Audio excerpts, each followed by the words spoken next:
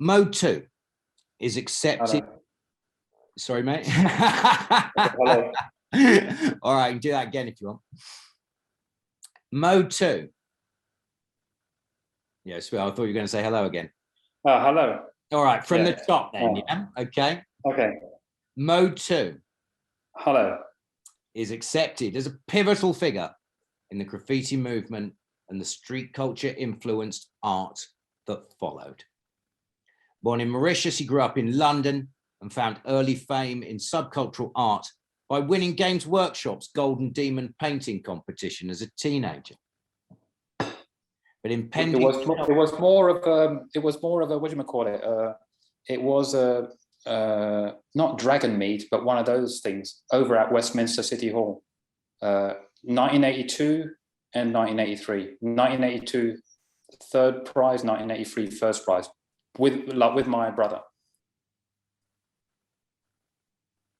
Hello? Obviously, the audience won't like it, but I find that especially impressive. That, yeah, those were the days. But impending adulthood saw him shifting to public graffiti art, and the rest is history.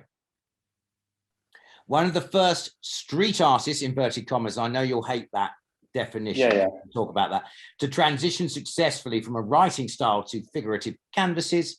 He's exhibited at Gallery Open Space and Palais de Tokyo in Paris, Kunstraum Kreuzberg in Berlin, Le Fix in Copenhagen, plus, naturally, Laz galleries in London and Newcastle. Yeah. His work was... There's been a couple of other places, but yeah. Those are the ones you know. Yeah. His work was chosen to be included in the 2011 Art in the Streets exhibition at the Museum of Contemporary Art in Los Angeles, alongside other greats. And he's noted for his encyclopedic knowledge, pardon me, of the scene and his authentic philosophical approach to graffiti art. So we thought he'd make the ideal interview for this issue of The Brain digital fanzine at lazemporium.com. Mode, thank you ever so much for joining us today. No problem, no problem. We got there.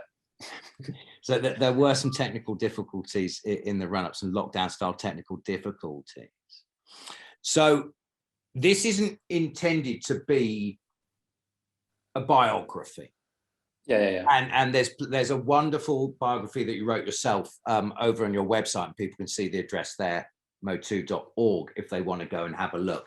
What we're going to do in the style of the other artist interviews at The Brain is we're going to go through 5 interesting projects and discuss those from the point of view of your career in general.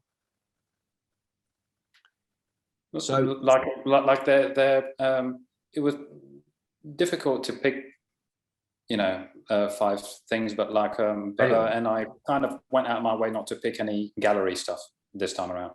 So yeah. Well done. I mean, I was going to sort of stick my dick in, as it were, with a few suggestions, but I'm very glad that you came up with all of these, because a lot of them were things that I hadn't seen before, and I really wanted to hear you talk about them. Yeah, there's a bit of a story behind each group of photos. Yeah. So here's the first one, and this is the piece is called Ecology. Is that correct? No, that's just I just chucked these words in there for the folders that I sent you separately. Right. What happened was I painted with this guy Lumit. I collaborated with him maybe for about 2 months in 1993. And he lived in Munich. I met him, I think, in 1992 or something. In Germany, I mean, I started to go to Germany in 1992. And so he called me up and said, oh, you should come to Munich and blah, blah, blah. So I went, I found out the reason why he called me up to do this was that because there's a crew called ABC in Munich with a guy called Juan who'd done a huge wall with there was a massive kind of gorilla on it, and a train and dragons. And I mean, like, I met one again summer last year, or summer 2019, actually, in summer 2019 in St. Petersburg. You know, I've painted alongside him a couple of times. I've seen him on different events, on a couple of different events. Really nice, laid back guy, really talented artist. And I think that basically Lumic kind of hired myself and the guy from Melbourne called Murder to do a bigger wall than the wall that one had done. What happened was I had done this. So this is maybe like a third of the wall, maybe even a quarter of the wall. The height is just a little bit higher than what you can see there, but that's maybe maybe a bit more than a quarter of the wall there. And is it the car wash, or is that just my sort of hello German? It was on Landsberger Straße in Munich. It was a big wall next to a garage with a car wash and everything. So it's a side of a block of housing. It's a garage that's plonked in between, like on a street in between houses on both sides. So it's a long wall and down one side of the garage, down one side of this garage. I had done another completely different drawing for it, but like it was too hardcore for it didn't get the green light. So I just did this thing instead. But it was just to show that even back then, like some kind of ecological kind of, like, ecology is a bit naff kind of thing, but like I've always perceived the planet as being, say, in the indigenous tribes in what's today called the USA, people who felt that they belonged to the land rather than the land belonged to them. Like, and I think that's one of the huge differences and huge mistakes of mankind's supposed evolution, is that we've got all this technical stuff at like this platform that we're on, all of this stuff that we're dealing with, but to get to that point, we've done so much damage to the planet. So and we're still thinking like a bunch of little boys playing in a sandpit that we're smart enough to fix it, when every new solution that we find actually creates more problems. Every new step forward has oh, we didn't think about that. Oh shit, there's this happening. Oh, there's that happening. But we'll fix it. We'll fix it. We'll fix it. But in the end, all the fixes create yet further problems. So so I just wanted to kind of make a statement about that, because we tried to do this. Lumic tried to do this thing about recycling and stuff like that. He said, oh, let's do a thing about recycling. So what's underneath me and to the left of me, there's a guy called Eyes. You can see a bit of his piece at the top next to mine. So his was supposed to be glass. I think Lumic was wood and paper, and Murder along next again was plastics. And then at the very far left hand, I had this a kind of huge dump that kind of falls like into a lake, with a pregnant woman with a mask on, all in blue. And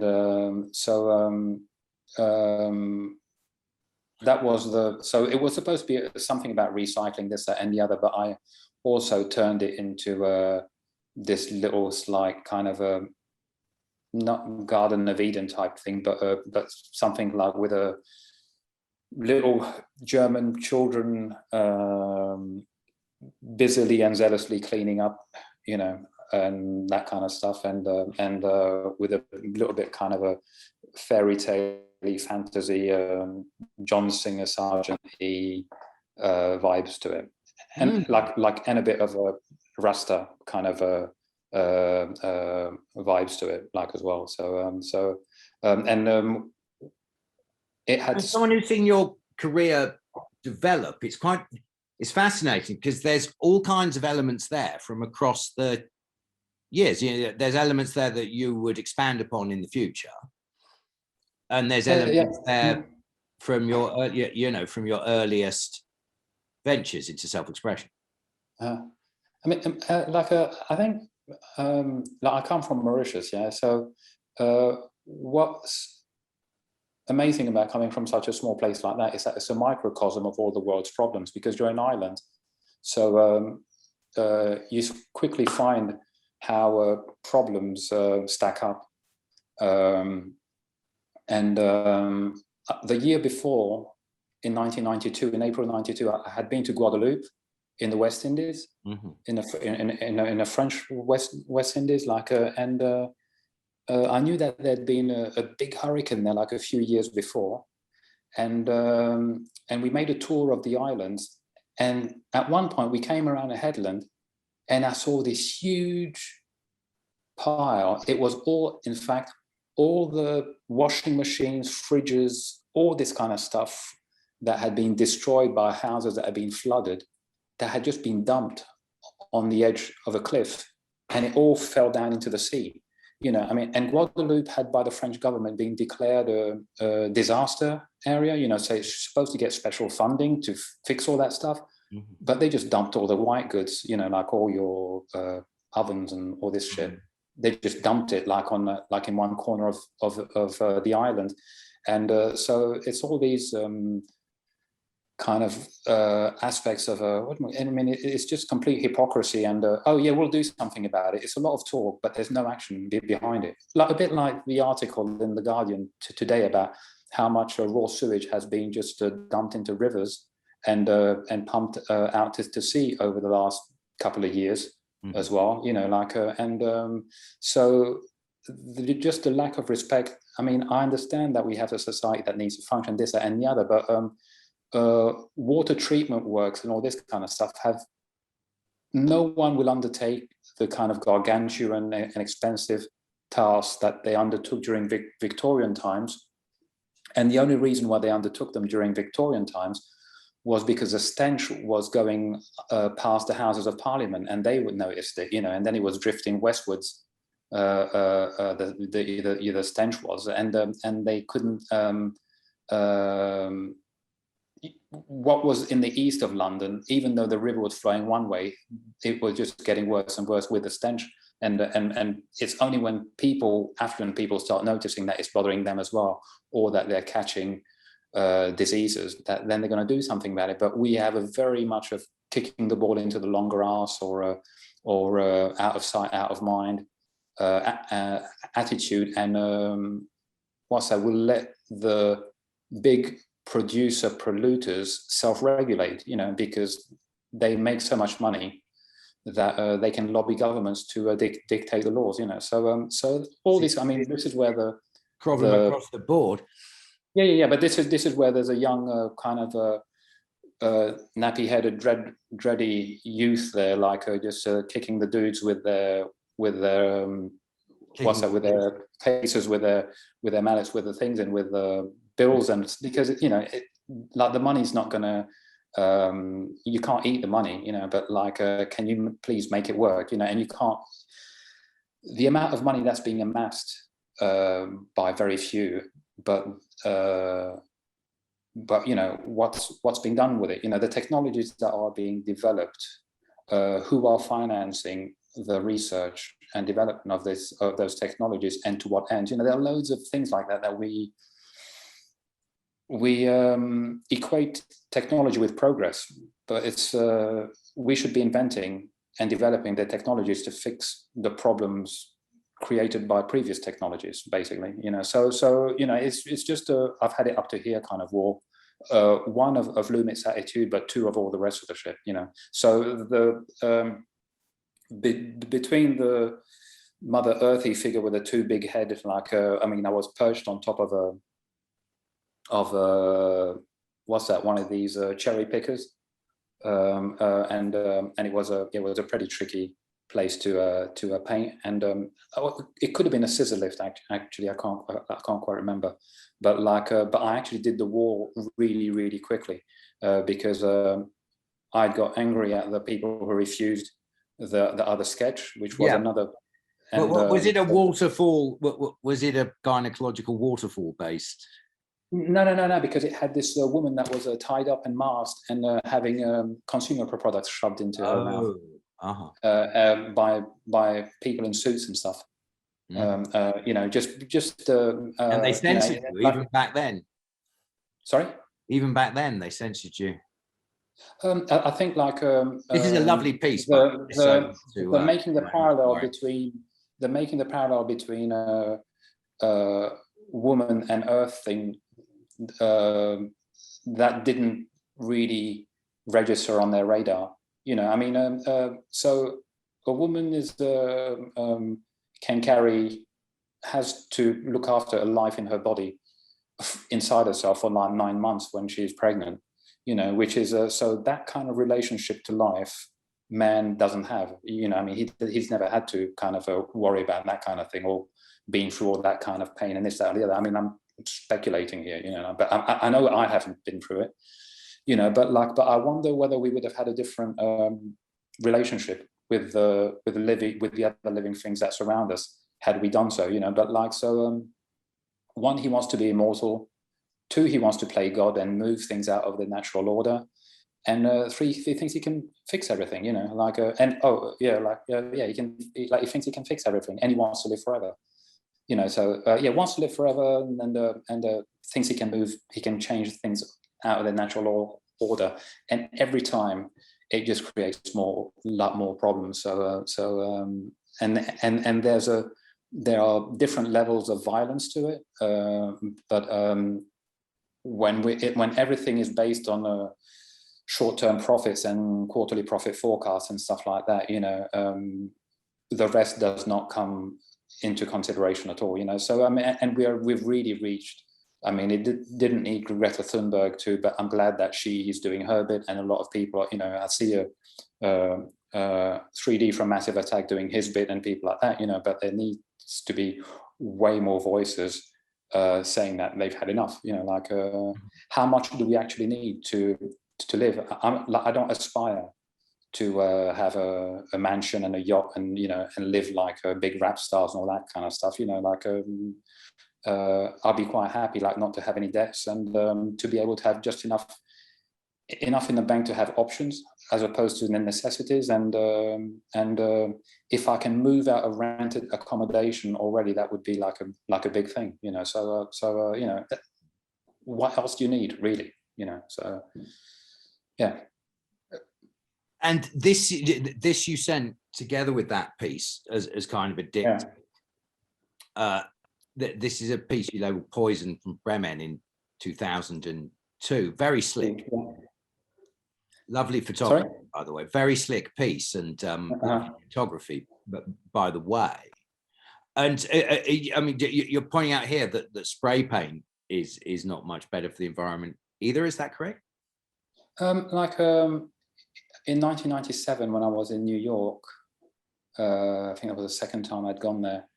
I was there in the summer with Atom from Sydney, Delta from Amsterdam, and I was painting up in Hunts Point with Reese and Nicer and Bio and BG from Taps and Days, and I was breaking out into these rashes and stuff, and I've been painting for years with spray paint. I remember Sharp telling me, wear a mask, wear a mask. So I had started to wear masks from maybe the mid 90s or the early 90s. But I think my body reached, everyone has their own physiology and their own threshold of tolerance to whatever they're exposed to. And I think that was my body telling me, you know what, you've had a lot of fun with spray paint, but you need to slow down, you know. And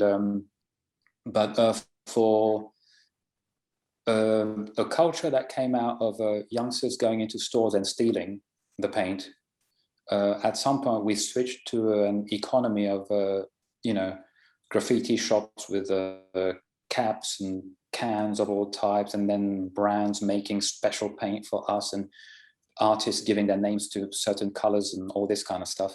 But when in the late 80s, the CFCs in aerosols were known to be affecting the ozone layer. In a very short amount of time, CFCs were removed from all household aerosols. All these ozone affecting gases were removed, the chlorofluorocarbons. But when it comes to writers, you know, or what some people would call graffiti artists, you know, and some other people would call vandals, people assume that we're just, you know, vandals and solvent abuses and stuff like that. So, you know, there's not really much of an incentive to actually make the paint any safer. And where in 1985 people were still stealing their paint and stuff like that, you know, and like you'd have the odd jobs. I mean, we got the job to do the Lenny Henry show background with Scribbler and myself, you know, and that's what gave me the money to travel all summer of 85, you know. I mean, like that was a big deal to get, what, 750 quid or something, I think it was ridiculous. You know, like what's it, the BBC made a, you know, bargain, you know, stuff like but by the time that the whole economy got into place of all these, I mean, skateboarders needed an industry, because you're going to need to build the trucks and the wheels and, you know, ball bearings, boards, all that stuff. So skateboarding needs an industry around it to actually build the stuff, yeah. But like, but our culture was supposed to be one that was you just steal, and I was not a very good thief, so it's good that a couple of jobs would come along, you know, and then you deal with other thieves, you know, like you know, you deal out stuff with friends who rob you, like a box of 72 Copic markers, you know, and stuff like that, you know, like, so there was always a barter system going on within the culture. Mm-hmm. And but the amount of money that spray paint brands make now, and the fact that when the spray paint shops and stuff began, suddenly you saw in what you call halls of fame, which is like empty lots, empty building lots where houses have been knocked down, or there was a car park where people come and paint. Suddenly you started to find plastic caps everywhere. It was like a beach of caps, because people didn't need to look after their caps anymore. People didn't need to clean their caps and soak them in acetone and trichloroethylene and lighter fluid and all this kind of stuff, you know. So and that's what we used to do. We used to have like jam jars at home with caps soaking, you know, for a few days, and then you have to blow the old paint out of it and clean them and all that kind of stuff. And I just read an article the other day saying that they think that trichloroethylene is an active plays an active part in Parkinson's disease, actually. Right. You know, but like but when you go back to, you know, when I think they were interviewing Is the Wiz for I haven't seen the second Star Wars, but I think there's an interview of Is the Wiz, and they say, oh, would you change anything in your life? And he says something to the effect of I would give everything that I've done in exchange for my health, you know. And the fact is that as youngsters, we think we are immortal until we have an accident or something, you know, or we get sick and whatever, you know, and somehow, somewhere behind, this sense of a youthfulness and immortality just still kind of seems to fuel this paint all the time. That's why also I'm not really into painting as a sport, you know, like it feels good. I mean, like even if you go out dancing, you go to look. Well, we can't go dancing at the moment because of COVID. Yeah, but like, so there are not many parties on. But we actually when we'd go out to parties, when I'd go out to parties, I'm looking for the DJ is the same way you're looking for a good chef in a restaurant to go to. You're not going to McDonald's, you know, like if you're going to go out to eat, you're going to try and find something nice. Otherwise, you're going to stay at home and cook. And dancing is the same way, you know. So the act of painting and the act of going out, listening to good music and reacting to the music, and remembering a good night out, you know, like for years to come, you know, like the different acts of painting. It's a bit, I don't know, like playing live music, I guess, you know, or something like that, you know, like And but there are people who just mechanically and habitually and routinely just paint and empty spray paint, and they just go through the motions. And it's like a, I find that like a, I guess, you know, I'm a bit of a spiritual kind of guy, and I look for some kind of transcendence, some kind of something more, you know. And this thing of how much money is being made on people's habits of just going out to paint routinely, and how little is being invested in making paint any safer. That was is there any ecological paint threatening to come out?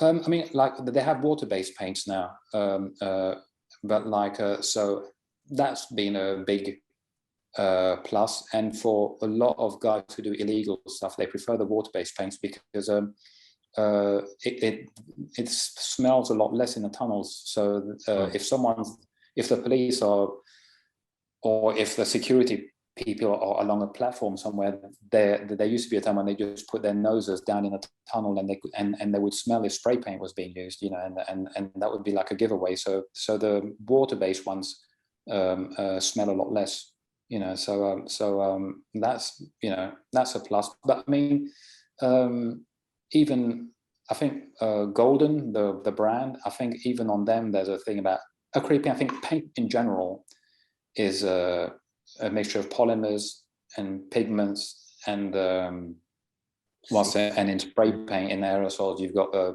pulverized metals and stuff like this to build up the opacity. So it's all going to be shit, you know. So it's how much of it do you use, and, you know, and when, and, you know. So I'm a bit more careful about the amount of time I spend painting these days. It's been really good to me, but like I won't be the one kind of promoting, and I do tend to pull people up on it if I find that they're kind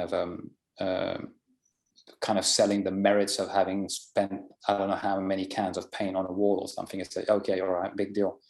Yeah, what's it? How many metal tins is that? How many? You know, maybe you could have done that with brush and acrylic, or, you know, like. So we never used to make murals that big. This culture started out on panel pieces in between two doors of a train in New York and under the windows, and then, you know, to whole cars, you know, and that was the big thing, you know, like so it was always a kind of a human scale level. You know, so I think that's what made the public be able to relate to it. And it's also, when it was at a human scale level, it meant that youngsters that see something, they think, oh, I can do that, you know, I can be somehow kind of superhuman and pull something like that off eventually. So you don't need the cherry picker, you don't need the authorization, you don't need all this logistical stuff behind it, you know. And it's this accessibility to express oneself that was the attractive thing about this. And one of the elements that pulled me away from Dungeons and Dragons and painting lead figurines and all that kind of stuff, and being a member of the Tolkien Society and all this kind of stuff, which was my pre 1984 days, you know, like even though I could hear the music, I had seen Dondi on Buffalo Girls, had the opening scene from Welcome Back Kotter, the sitcom, Hey You the Rocksteady Crew, the video, the characters from those. So all that visual stuff attracted me, but I hadn't really made the transition yet, you know. But eventually I did, you know, like, and because it was a much more open world than the gaming community that I was in. And when my brother and myself won at Salute was the name of the event, Salute 83, because you just go up there and you leave the figure you painted on in its little diorama, you leave it on the table, and then the judges will judge. And then at the end, so it's kind of blind judging, they just judge by the result. And then when they announce the winner, so there are these two little black boys from Southeast London who walk up. You should have seen the faces on some of the people, you know. So that was how conservative and very white. That whole thing was, you know, like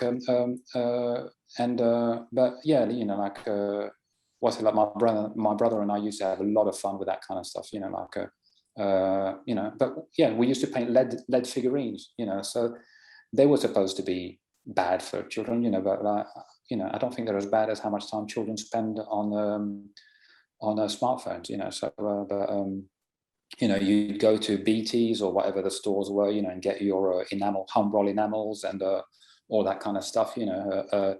You'll get the stuff for the one to build the model railways and stuff, you know, so all the little sponges to do the bushes and the grass, all this kind of stuff, you know. That was like our whole thing for years, you know, like these are some of the things that actually I brought into painting characters in the scene, you know, like I realized that I was never going to be able to do what the New Yorkers did, so we had to invent our own, you know, like we can see the template and we can check the equation or the alchemy, but we bring different elements, you know, from our own background into the thing and make something new out of it, you know. But there's a kind of there's still a kind of a thread that goes back to your New York City in the 70s somehow. Yeah, I mean, you mentioned before that, you know, the European style as opposed to the American style. Well, so like we're actually going to get onto that in the not this one, but like a bit later. So should we save it for them with the CTA stuff? I think you're going to say. Yeah. But like, if you go back, if you go back to the poison for just a second. All right. So it's like You Get Richer, which is talking about the paint manufacturers, and My Health Poorer, you know, which is at the other end.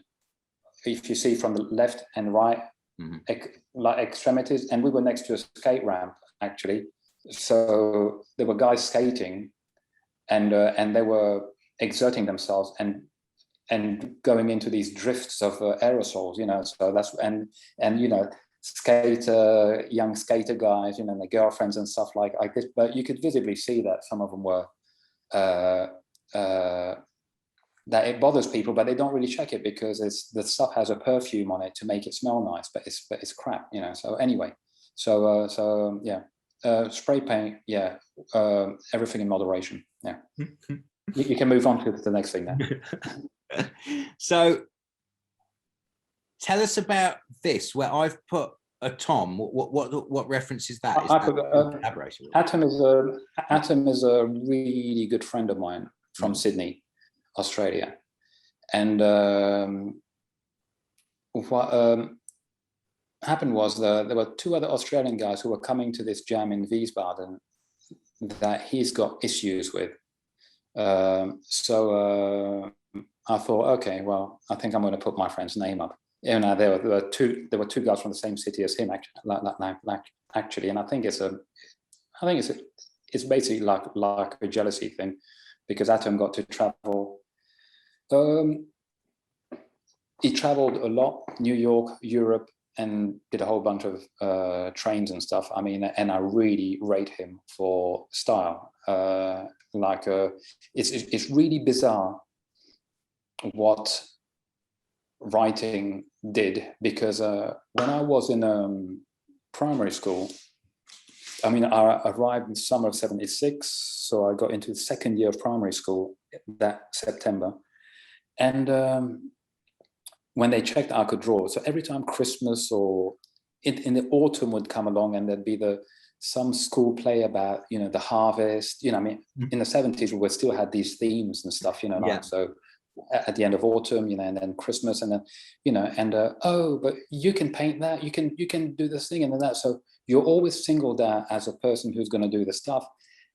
But it's really uncomfortable, because it's not flattering, because you're being singled out from your friends when at that age you want to belong, and you don't like to be singled out for anything, actually, like, unless you've got a real bizarre kind of relational issues with friends, and you want to prove some kind of superiority or something. But I'm not like that at all. I'm very, like the more the merrier, and everyone in there. So I used to get picked out and stuff. So all this figurative thing was all well and good.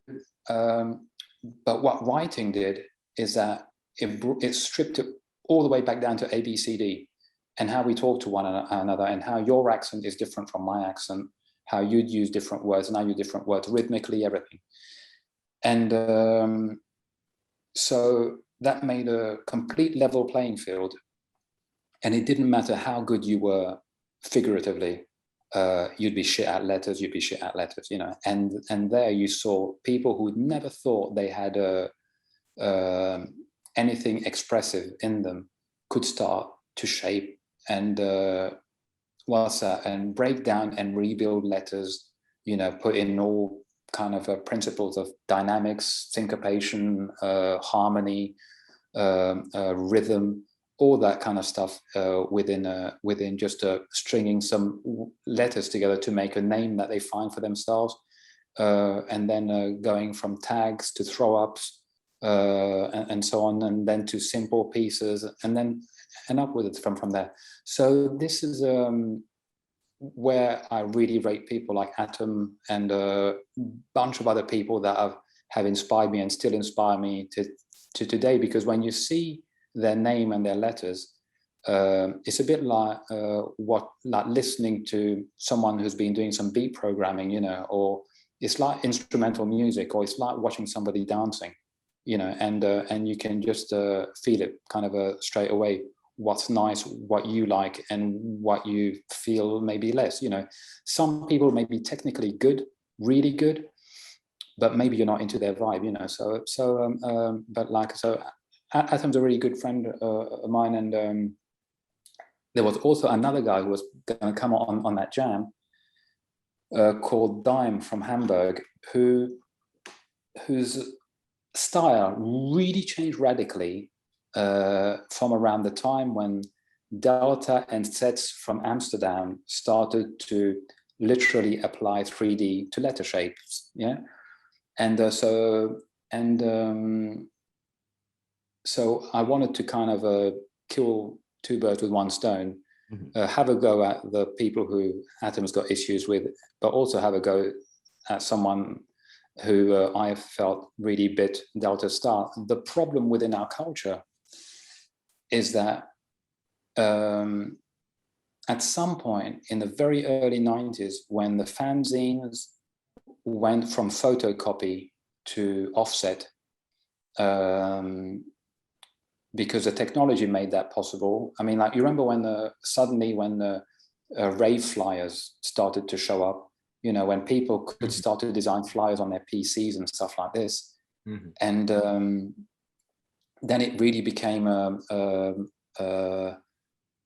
this horrible, like, people with applying every texture to a word and this, that, and the other, but suddenly it became cheaper and more accessible for print media to anyone and everyone.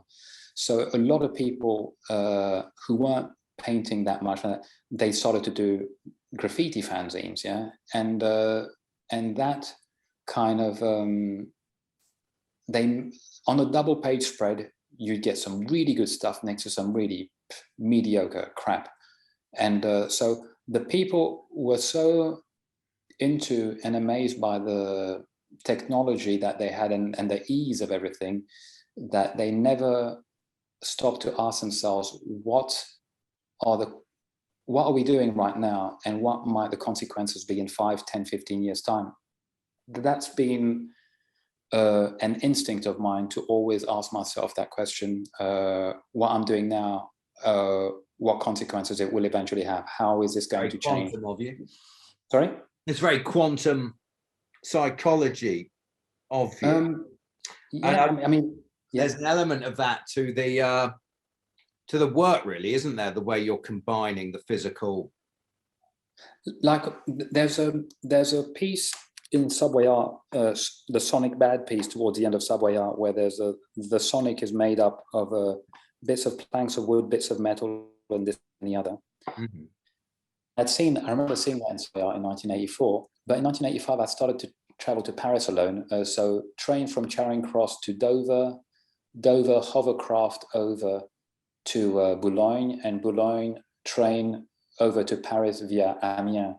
And at some point between Boulogne and Amiens, just before or just after one huge First World War cemetery, this thing where there's endless white crosses, there was a massive stone quarry with a huge turning, grinding machinery and stuff. And I started it even like in 86 maybe, making letters built out of stuff.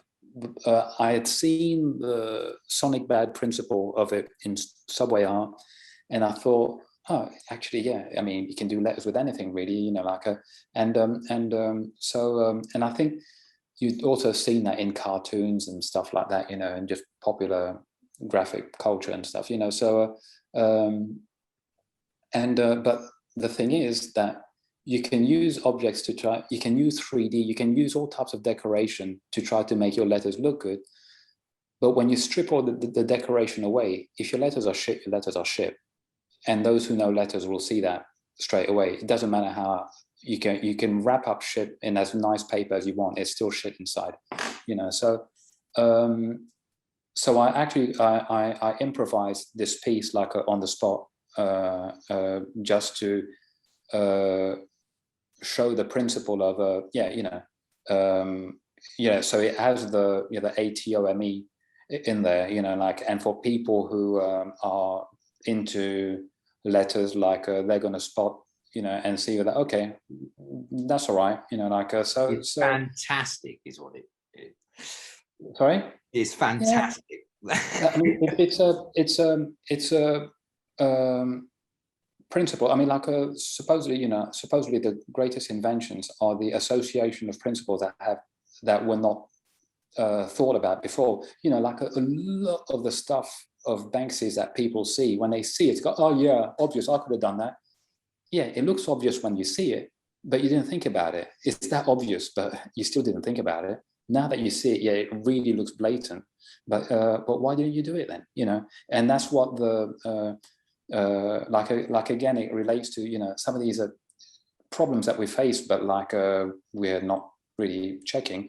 But like, yeah, so I like this association of shapes and volumes with letter shapes that are actually good, you know, and not just shapes in volume and effects to mask the fact that the letters aren't that good. Because ultimately, it doesn't matter how good my figurative stuff is, I will be judged by the letters, you know, like so that's that. And the 360 thing is a shout out to my friends from Paris that I above the OM in the middle of the 360 ways. Well, what's it like 360 was the crew of people that I worked with in Paris at the time, but also had been to New York that summer and everything with Delta and Atom, you know, one guy from Sydney, one guy from Amsterdam, finding ourselves in New York, hanging out with Reese and stuff. And then when you go further left, the lady dancing was like, you can see the straps drawing that Steve has been doing. We're going to see that later, actually, mate. Don't escape the plug. Yeah. And so that's the same character. And it was actually this girl who was, I think you can read it on Instagram, who was at this party called No Parking that Fred Deakin, who used to work with 50, used to organize. Mm-hmm. And a friend of Mitchell's called Lee, the lady was dancing really nice, and he went and he pinged her bra strap, you know, and then she was, I mean, that's like, come on, man, it's like that's a bit foul, you know, and she felt really intimidated and stuff, and she left the dance floor. I said, okay, well, nothing nice to look at anymore, you know, like so that was a shout out to that, you know. I would rather just sit and watch and go for the Isley Brothers look yes but don't touch approach, you know. And the two other guys dancing are my friends Robbie Bear with the afro and Cam Bogle. They're now a successful artist in his own. Yeah. And the guy behind with the bow ties, Fred Deakin on the turntables. And a Studio Babylon is the crew that we had there with a Mitch luck as well down in Barbie Road, Good name for a West crew. London. Sorry. Good name for a crew. Yeah. Because it was that was the spot. So the other dimension why I put this Wiesbaden piece in is because that's one of the worst jams I'd ever been to, and I'll explain what's it. So got there on a Friday, started to paint about 6 p.m. on Friday and painted till about midnight. And then the next day, the Saturday, started at 12 and painted till about maybe 3 a.m. the next morning or something. And so you miss the party, you miss all that stuff. And but I had said already by then that we should stop taking invitations to all these jams, because the rap crews at the time, the European rap crews, they'll be put up in maybe like a 4-star hotel by the record company. They'd come for the sound check, and then they'd come later, do the gig, get paid, and leave. And we would spend ages and leave something permanent on site that people would come and vibe off of for weeks and weeks to come. And within our culture, we were on par as them, or maybe even higher up the seedings, but we were just getting travel and accommodation sorted out most of the time, so that was one aspect of it. Two, the even way worse aspect of it was the fact that Blade from New York was on that jam, and Blade started out in a very early 70s, and if you go on his girlfriend's Instagram, I'll send it to you. I mean, he's a total maverick, I mean, he's always done his own thing, and experimented and tried to do many, many, many different types of pieces on the trains, and just using the train as a canvas, but all the time with letters, pretty much. And so he, these were these jams where there were loads and loads of people invited. So Blade paints his wall, and he's finished it. He takes his photo. Young German guy said, "Okay, you done? Yeah, right. Okay." And he takes a roller and goes over, because the people who organized invited just loads and loads and loads of people. Yeah. So they wanted to put another one on top of you. So rather than giving Blade, who's one of the pioneers of the culture, a nice wall somewhere that will not get touched, the organizer just lumped him in with everyone else and didn't tell the people that this piece you don't touch. So we're in the middle of 1997. There's a guy who started painting at least 25 years before us, the reason why we're all there painting. And he's having his piece painted over just after he's done by some guy who's maybe been painting 2 or 3 years. So if that's how we value our pioneers, that's the level of kind of cultural suicide that the culture was on during that time. And again, it comes to the way in which we organize jams, the way in which we run fanzines, the things that we allow, and the decisions we make, what consequences do they have in the 5, 10, 15 years to come for youngsters who this may be their very first jam. They come and they see one of the pioneers getting painted over. So, okay, so some new guy is worth the same as someone who actually helped to build this thing up.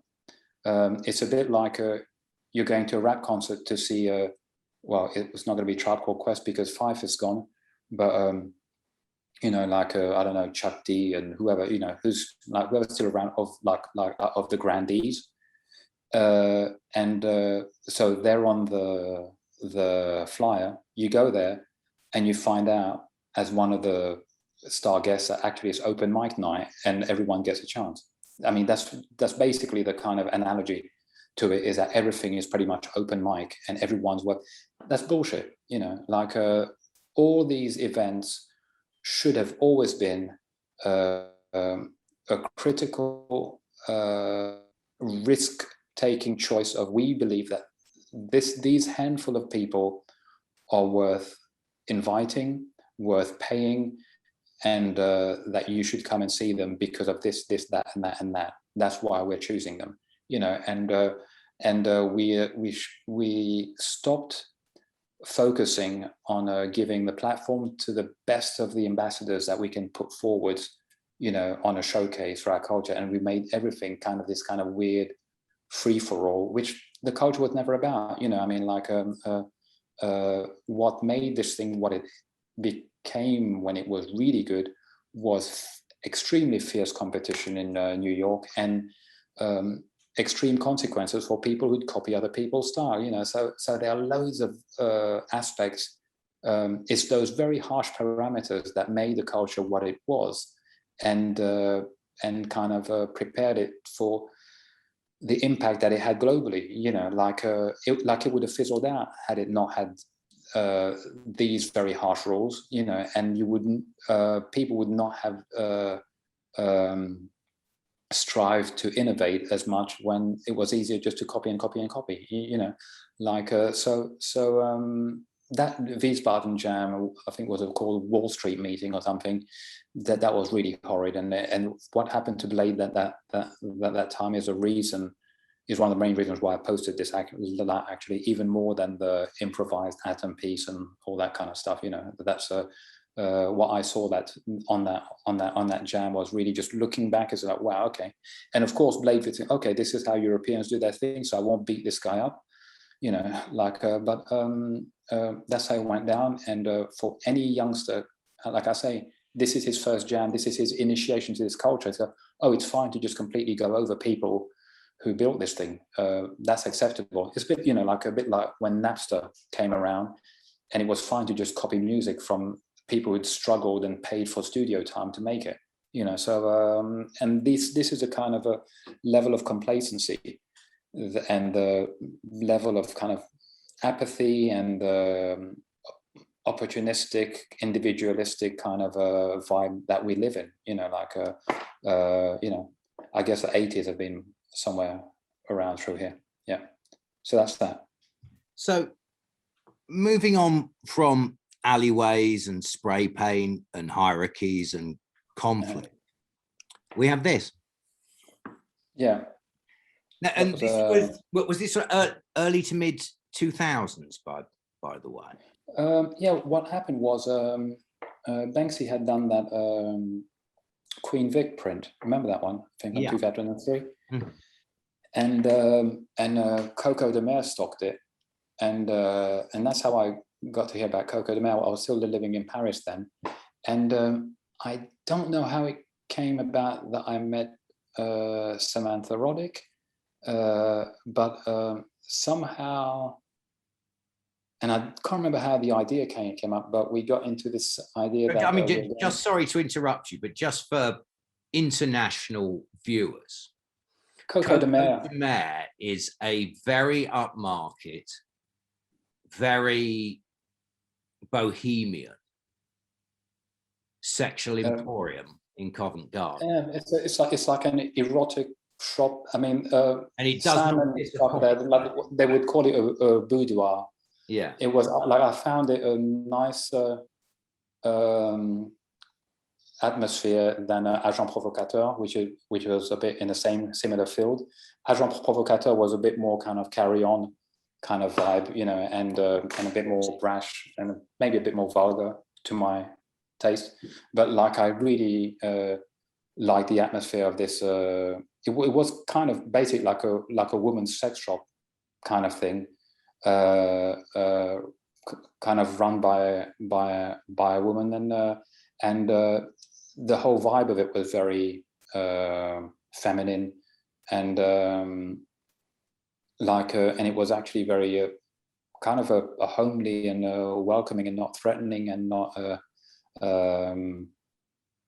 what people would.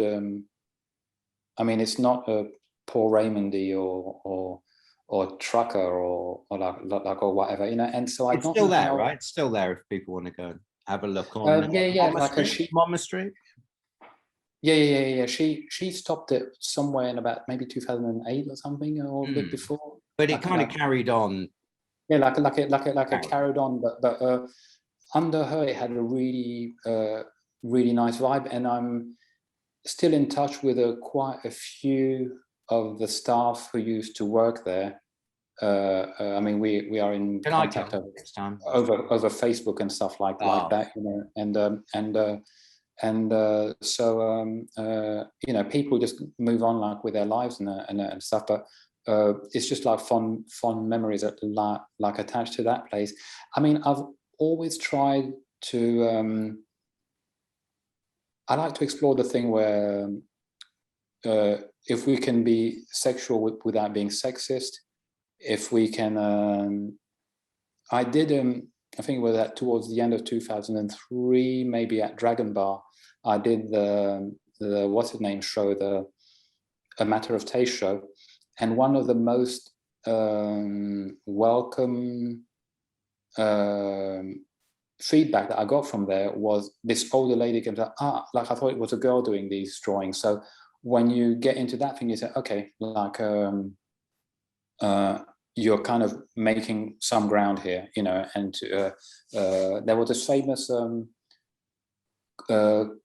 Q-tip quote is like, progressions can't be made if we're separate forever. You know, there is not really a middle neutral and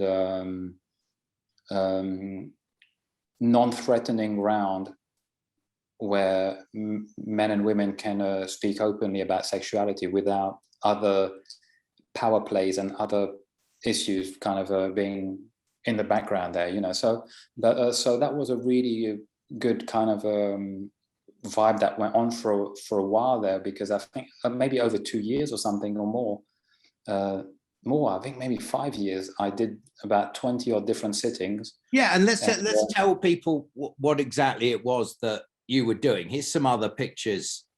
I mean, that's like basically the 20 sittings. There are a couple of I mean, from the top left going right and then going down, that's in the chronological order, you know, like so and you were sat, let's just flick through to this, yeah, just so it's just super small. So you had a little hidey hole in the chamber.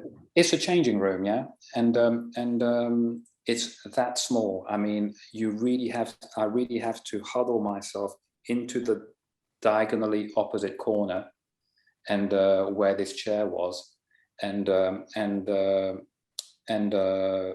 you look through opposite from me is where that little glass table is and the lamp is, and so that's about just about the amount of space that you have. It's really tiny, and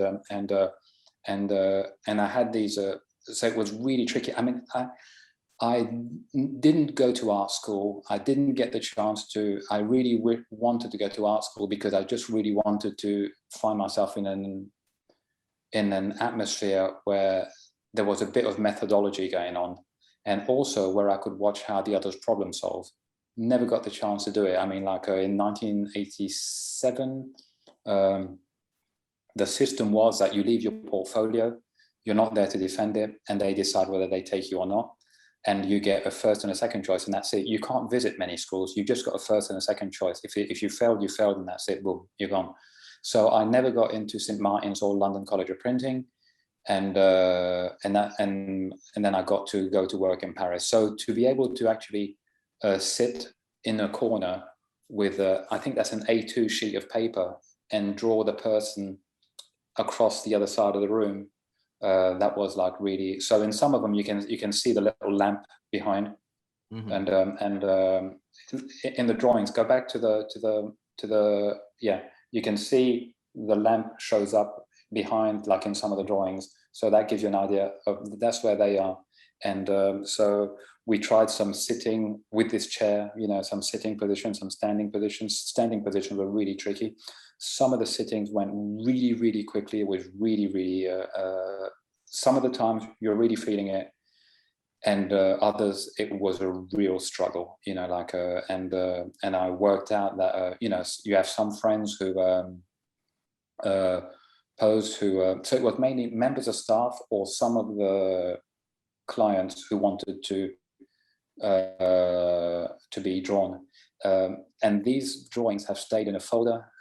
That's why they're on very low res here, that I've passed them over to you, because I don't want them to be exploited. I wanted to make, you can see the Laz Readers Presents thing calendar. Yeah, but Steve thought, wasn't sure if it was going to work or not, but I'd still like to be able to.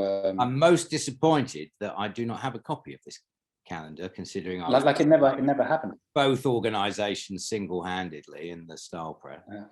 Like it never happened. It was seen as a too risky thing to undertake, so it never happened.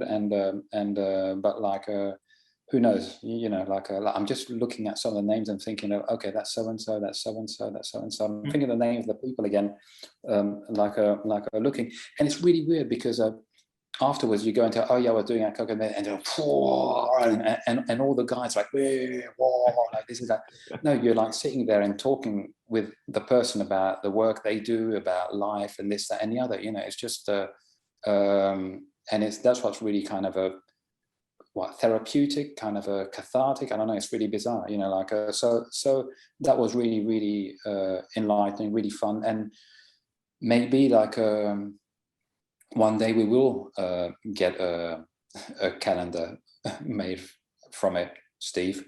Talking about Laz. What did your contemporaries in graffiti art feedback about this project? Sorry? What did all your writer buddies say about this? What was it like? A few are more up and around, but the majority of reactions you still get from most blokes is that, "Whoa, that must be a bit," or it's like you always get the kind of a bit of the trucker vibe, But I mean, I was the one in school who the girls that I found attractive, people that I really, there's beauty in so many people, but we have magazines and industries that dictate what beauty should be, and you find lots of girls and women kind of torturing themselves to try and fit into this kind of thing, and then it all went apeshit with Snapchat and all these different filters that people do to themselves, and how they look on the screen is more important than how they are like in real life, and it's just really horrid, because the uniformity of the lips and the Brazilian butt lifts and all this kind of stuff. And who gives a shit, seriously? It was really weird. Even in France, there was that weird year where Catherine Deneuve and Emmanuelle Béard, these two actresses who were like decades apart in age, they ended up over a year with the same mouth. It's just like, oh, you went to the same doctor then. It's like, man, why did Catherine Deneuve just stay looking like Catherine Deneuve and Emmanuelle Béard like Emmanuelle Béard? And they pretty much developed the same mouth over the thing. So it's these kind of a uniformity of a. I mean, is that like culture? When you finally realise that if you put a picture of yourself on social media, you're going to get more likes than. I've realized that, an interesting photograph of me showing yourself, and equally, if you get on social media and say the same bloody boring trite thing that everyone else is saying, you'll get a better response than if you say something objective and interesting.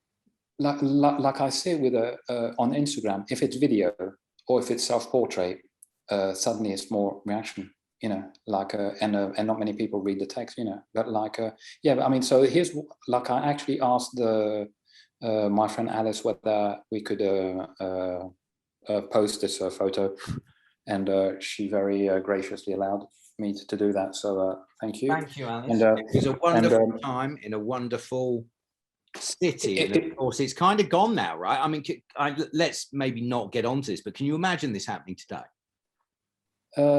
What's there's so many things that in our race to modernize, to there's so much in interaction between people that has been lost and is being kind of lost all the time, while we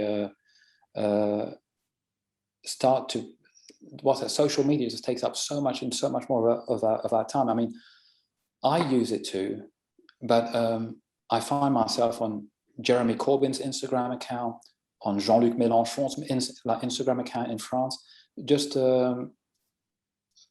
often just kind of fighting the normalization of hate and negative and the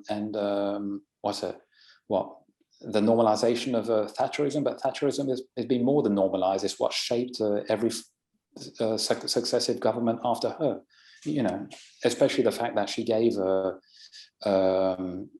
she let Rupert Murdoch buy the Times as well as when he owned the Sun. You know, but like and Rupert Murdoch became kingmaker of all the governments that succeeded Thatcher.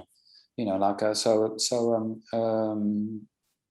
we just live in this strange,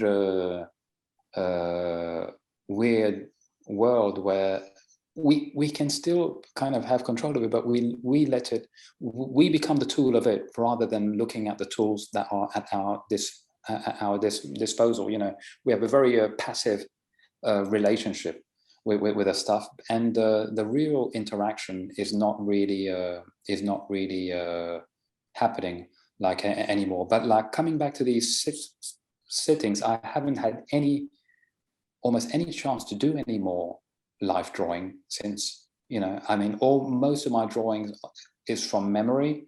I watch people like on the subway and stuff like this. I watch people in public. I watch how people interact at cafes, on the dance floor and stuff like this, and interaction that I've had with people, and I draw from memory.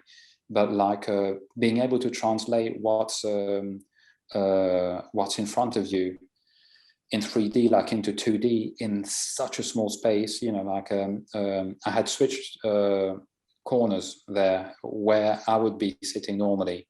I had switched, and I was sitting in a corner where the little lamp is, you know. So but like looking back, I would really have liked to have had a chance to do way more sittings. But like you know, there are people like on Instagram, the account of someone like Shane Wolf, and you can see that he's got this glass box that he can sit on, and he can pull it up to the top like on winches and stuff, and he can ask people to pose underneath or people to sit inside the box naked, and so he can draw people from all these different angles, and he's got live models. And I said, wow, that must cost a lot, you know. And he said, yes, it does, you know, but in the end, it's worth it. But I don't have that kind of money to invest all the time to invest, because I'm spread all over the place. Like my art teacher in sixth form, Mrs. Way, she used to say, your problem is that you're trying to do too many things at the same time. But that's always been my life. And yeah, I do go and confront people on online newspaper articles about you know, when it's talk.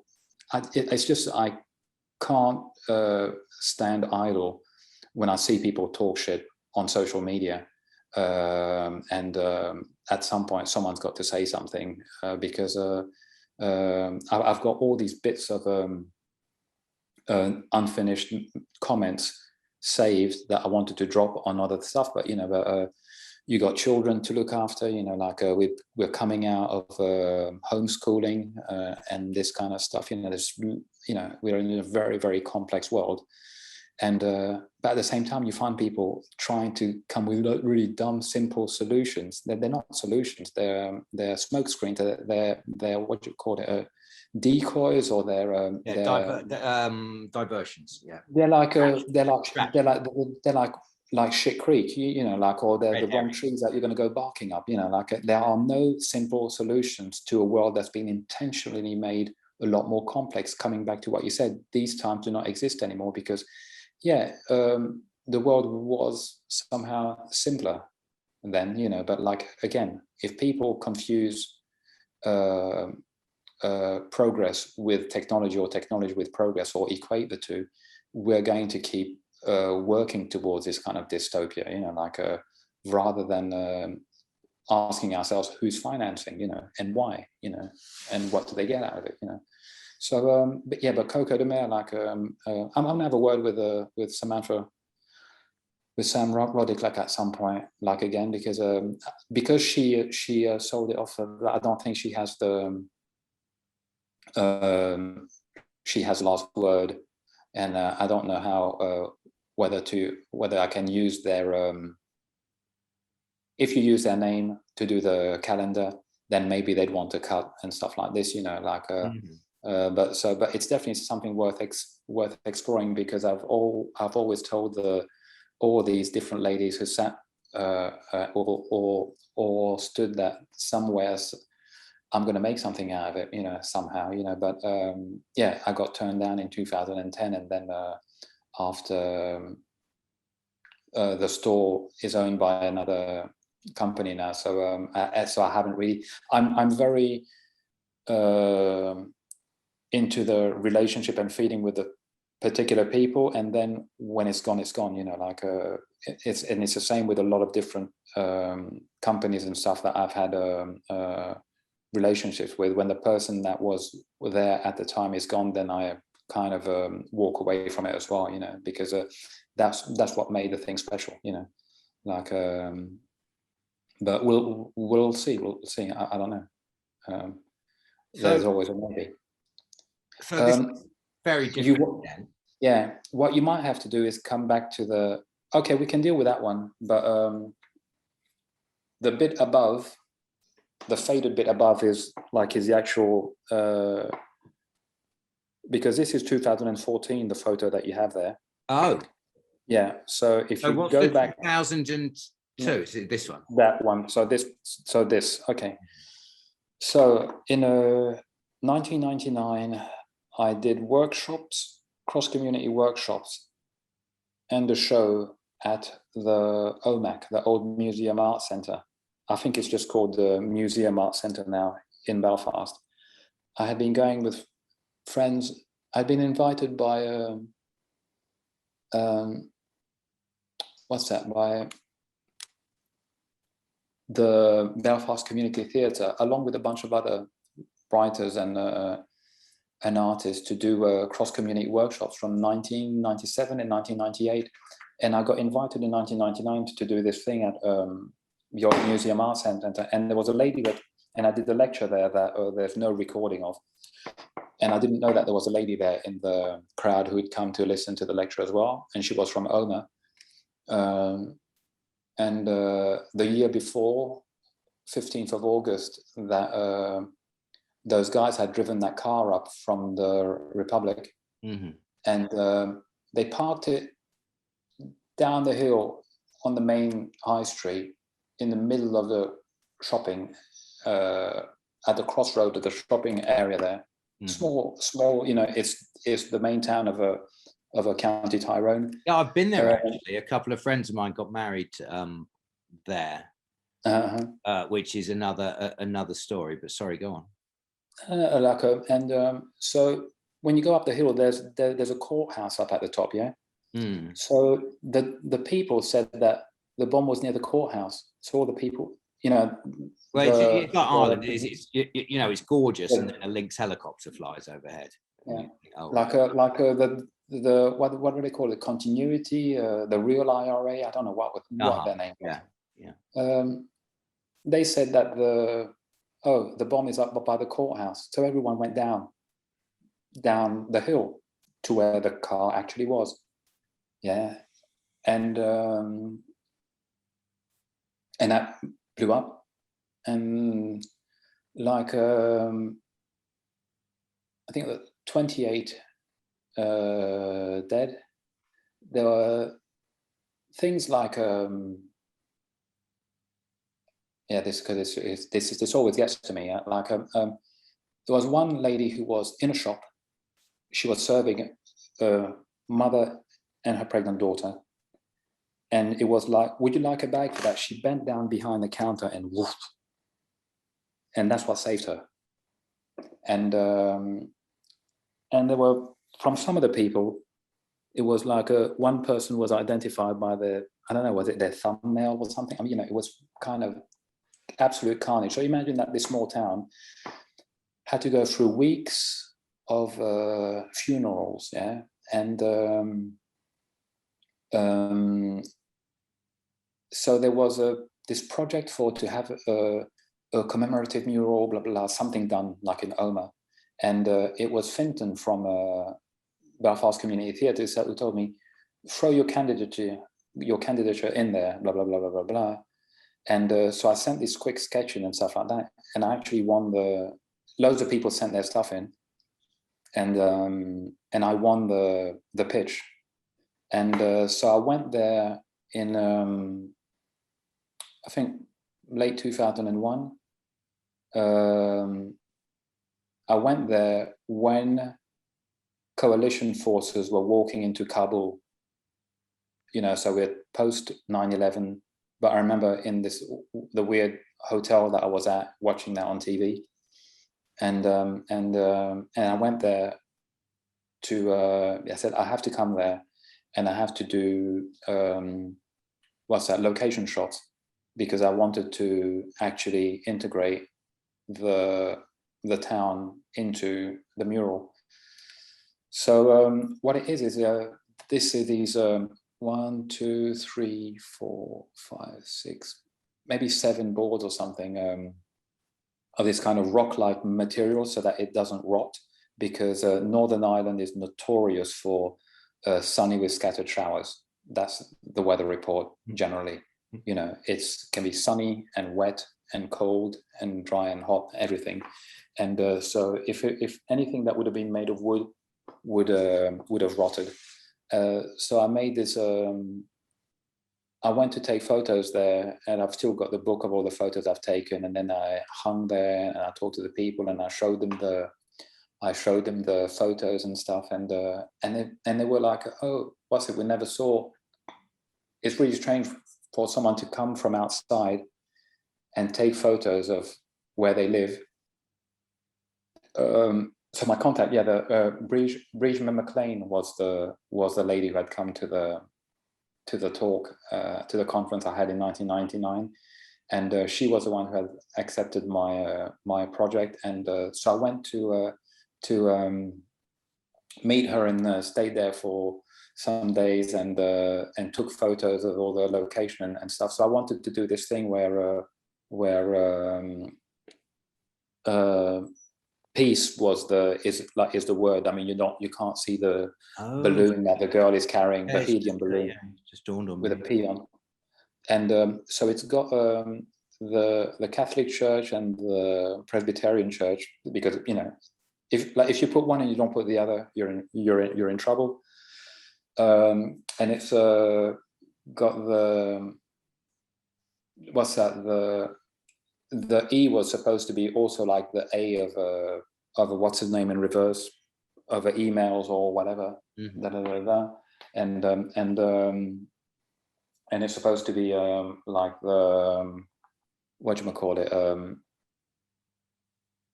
that the youngsters in that small town in County Tyrone, don't feel so isolated from the world, I had already done a mural in Belfast on the Lower Ormo, on a building called the LORAG, the Lower Ormo Residents Action Group, in 1997 with a data from Amsterdam, and where I had already painted a guy with bricks and mortar, because a lot of the Catholics who couldn't get work in Ireland went to the UK to get work as brickies, because they couldn't get work in Northern Ireland. But I always liked the idea of building in a country that had became synonymous with buildings getting blown up and people getting blown up, and also building had this idea of the future kind of in it, so I tried to make this weird A-shaped building with a kind of looking vaguely like it might somehow be ecological. I don't know if that's actually architecturally sound, but anyway, so that was that. All the paperwork that holds people back, I'm not talking about the kind of red tape that deregulators are talking about, but more the kind of treaties and this, that, and the other, to be free of the quagmire, a bit like Charles Tuttle, Charles Buttle, Robert De Niro at the end of Brazil, when he actually gets rid of his disguise and becomes his normal self again. He suddenly starts to get all these bits of paper sticking to him until he disappears in bureaucracy, wasted away from it, so that was that. And then there were two girls like moving in together carrying a table, but it was also a little hint of LGBT rights and this kind of stuff, which is also looked down on by some people over there. So yeah, and I just spent ages and ages on it. I mean, it was all brushwork. Mm-hmm. I don't know how many, I think there are 7 or 8 different colors on the tree behind the house on the right-hand side.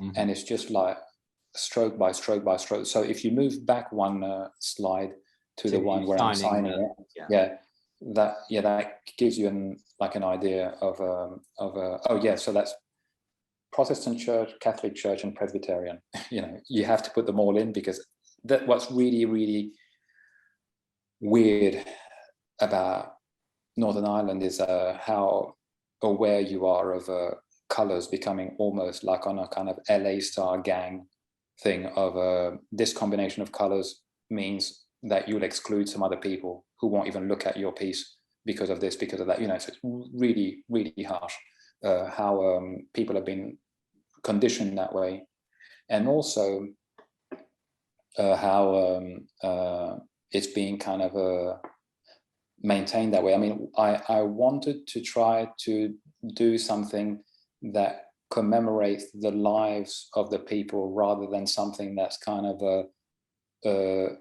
like a tribute to the dead and departed, blah blah blah. Like trying to look kind of forwards. So that's why, and that's, so it's a really touching thing. But I also, to listen to my friends from there, what's it, Colin McGinn, whose store I painted it in, like a I think he was really close to the site of his store is very close to the site where the car bomb went off, and he would explain to me the kind of trauma, years and years of trauma that this would install. And it's when you hear someone talking about the friend they had at school and talk about how nice she was and this, but that they're talking about one of the victims. And so from that time on, it's like anyone who tries to justify terrorism of any kind, they can really go fuck themselves, because targeting the innocent is never, ever, ever right.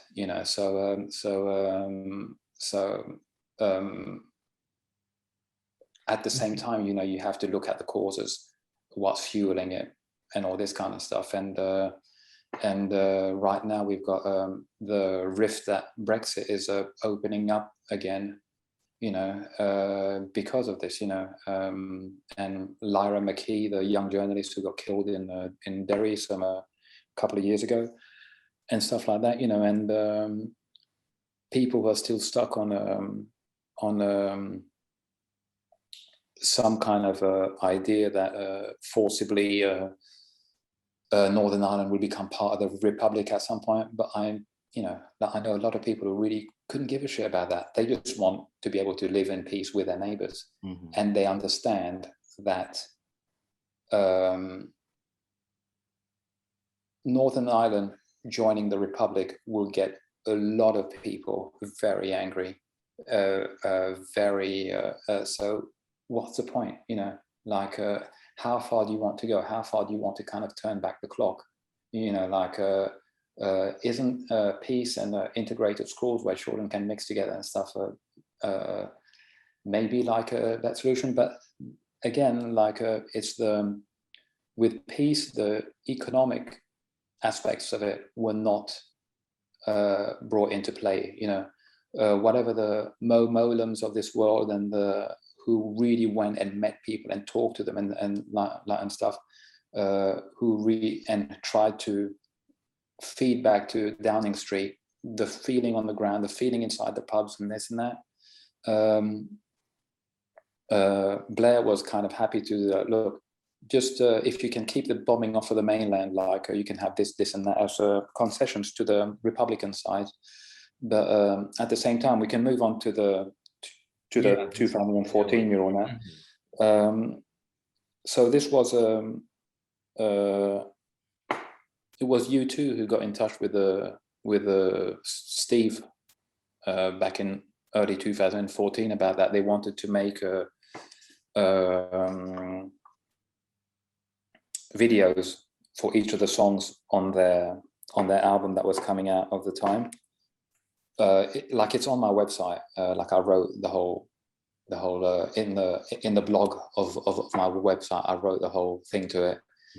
And I mean, I really couldn't care, I mean, that much about YouTube really, but like I thought if I could use this opportunity to go back to Omagh and do something for a town that had been economically stricken, then you know, then I'll go and do something there. And it was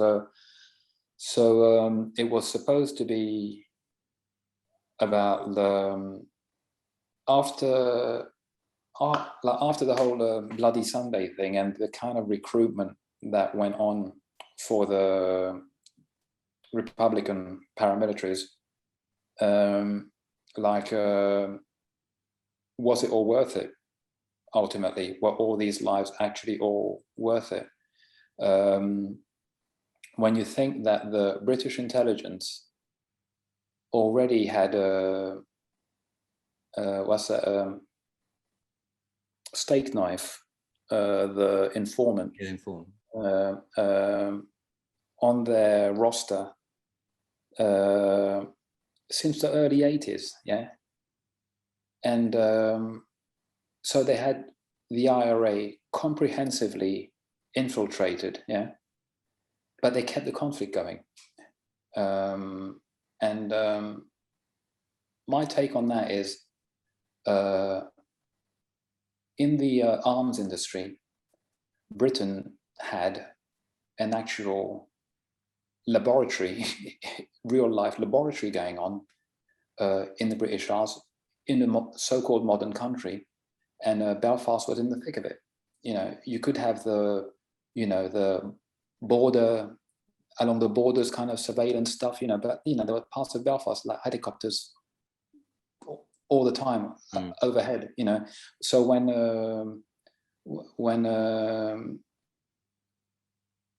what's that? Antonio Scapitacci, like the steak knife, when you hear like LA gangs talking about helicopters overhead, and it's like, man, you guys are so late to the game. All that stuff was experimented in Belfast way before. You know, you had tower blocks with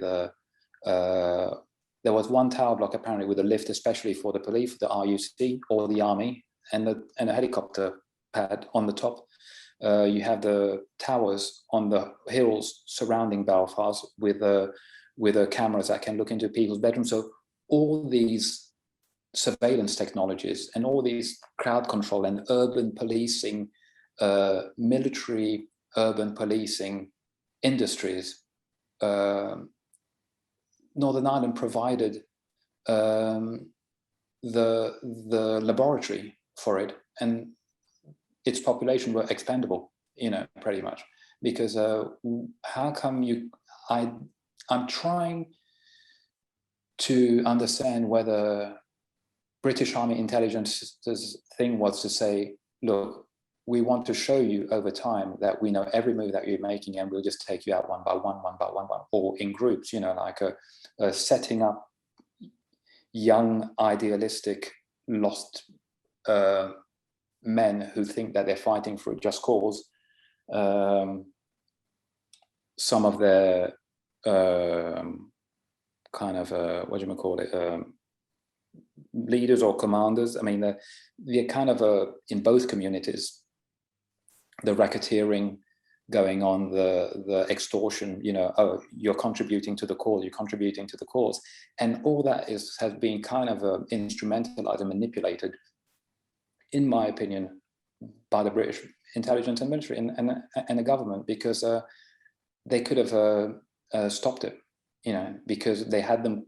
The Notting Squad, which was like the internal security of the IRA, the boss of it was a police informant for a decade, or I don't know how long, so they had all that shit sorted out, but they kept it going on, and the collusion, the setting up of people, it's just like a Pat Finucane's gunning down because he was pointed out as indicated as he's a threat, and so you find some dude to go and do the dirty deeds and riddle him with bullets in front of his children, when they were having lunch, all this kind of stuff, or like the I forgot the name of the lady who got disappeared, McColville or something, there's just loads and loads and loads of completely, it just gets very, very nasty and dirty and indiscriminate. There's a film, I think, what was his name, called Elephant, from Clark, not Ken Clark, I'll find it for you. Alan Clark. Sorry, Alan Clark. Yeah, which is just this kind of series of just indiscriminate and just casual murders, one after the other, of people at their place of work, people there, some people on a football field, some youngster that, and it's and that's what, when you saw the youth, when we went to do the workshops in 1997, the smiles on the young people's faces and stuff, that they were out of this thing, that you could actually go out at night, that the city centre was open again, that there were no threat of bombs going off and stuff.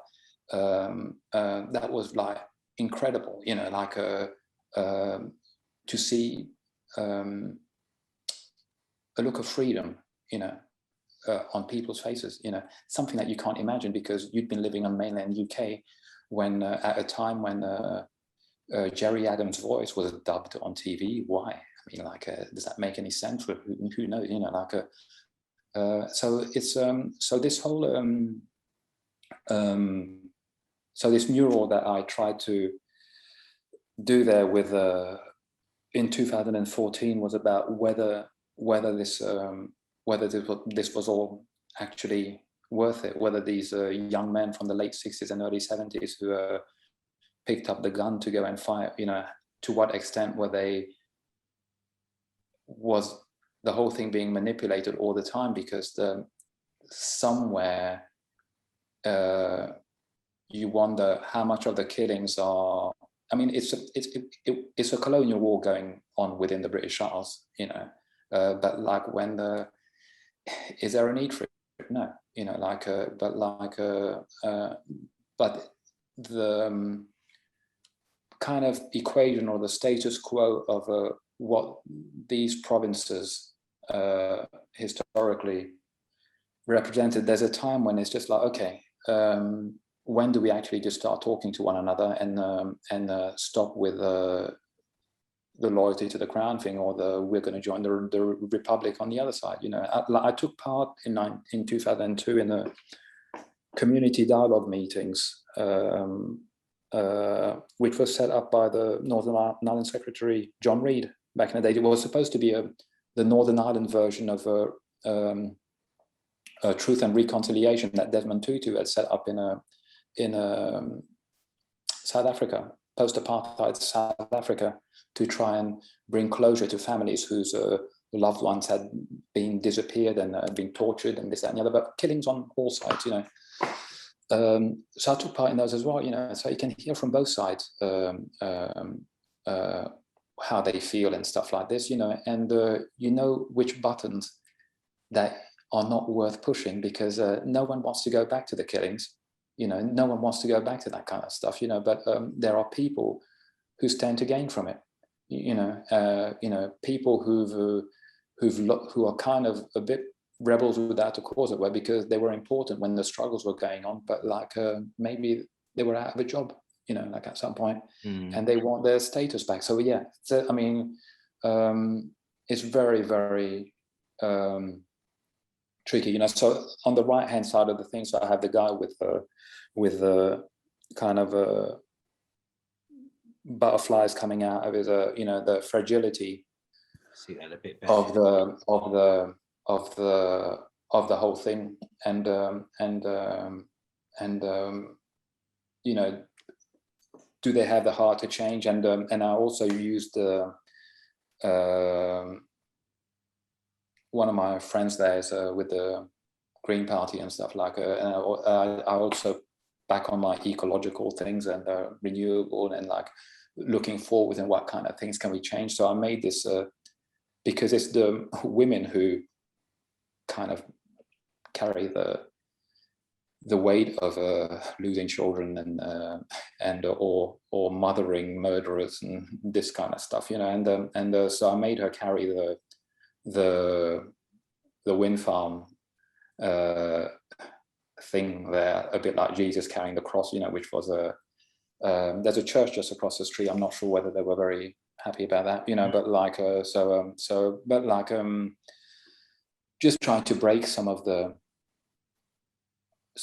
cliches that keep people locked in a certain kind of mindset. I mean, for us in the UK, in mainland UK, all the images of Northern Ireland that we had from the late 70s into the 80s were kind of low rise or some housing blocks or some higher kind of estates with daubed graffiti on, you know, with daubed paramilitary, you know, like UDA, UVF, UFF, IRA, INLA, blah, blah, blah, you know, like all the time while Gerry Adams' voice was dubbed.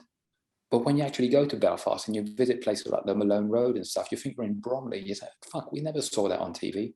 You know, so how we've been manipulated over that whole thing is insane, actually. And again, how they had infiltrated completely and comprehensively infiltrated the IRA and watched every move, every raid that was set up, where some young guys would go to raid some police station, and they had the SAS waiting there for them. They had the SAS waiting for them in a barn somewhere, you know, all that, you know. They just a real, you know, a cat playing with a mouse before it kills it, you know. But that just went on for years, you know. When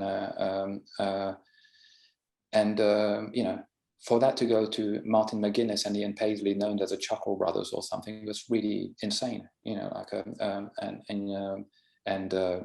you know, to Gerry Adams still not admitting that he had any part to do in any of the stuff, you know. Like you know, all those 3 IRA kind of activists getting killed in Gibraltar, you know, and so on and so forth. You know, they were watched their every move and stuff. And I wonder whether, you know, it was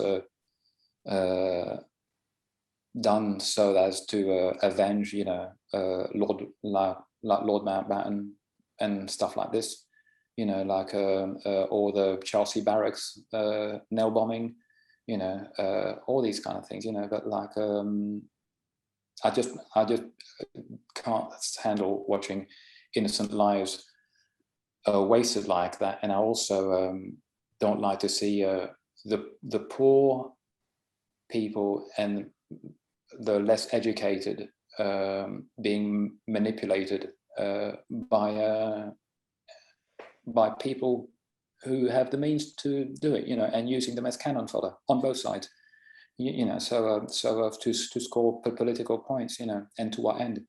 You know, so all that stuff is so I had gone back to OMA in 2014 to do that whole thing, and because I just wanted to leave again something else that makes people think about all those issues that are. I mean, I think this a subject that we've talked about the longest so far, possibly. Yeah, it's all right. You know, well, but like, no, I'm not saying that in a bad way. It's just that that's why I put it into the mix there, because this has been going on like for for far too long, and it's brewing up again because of Brexit.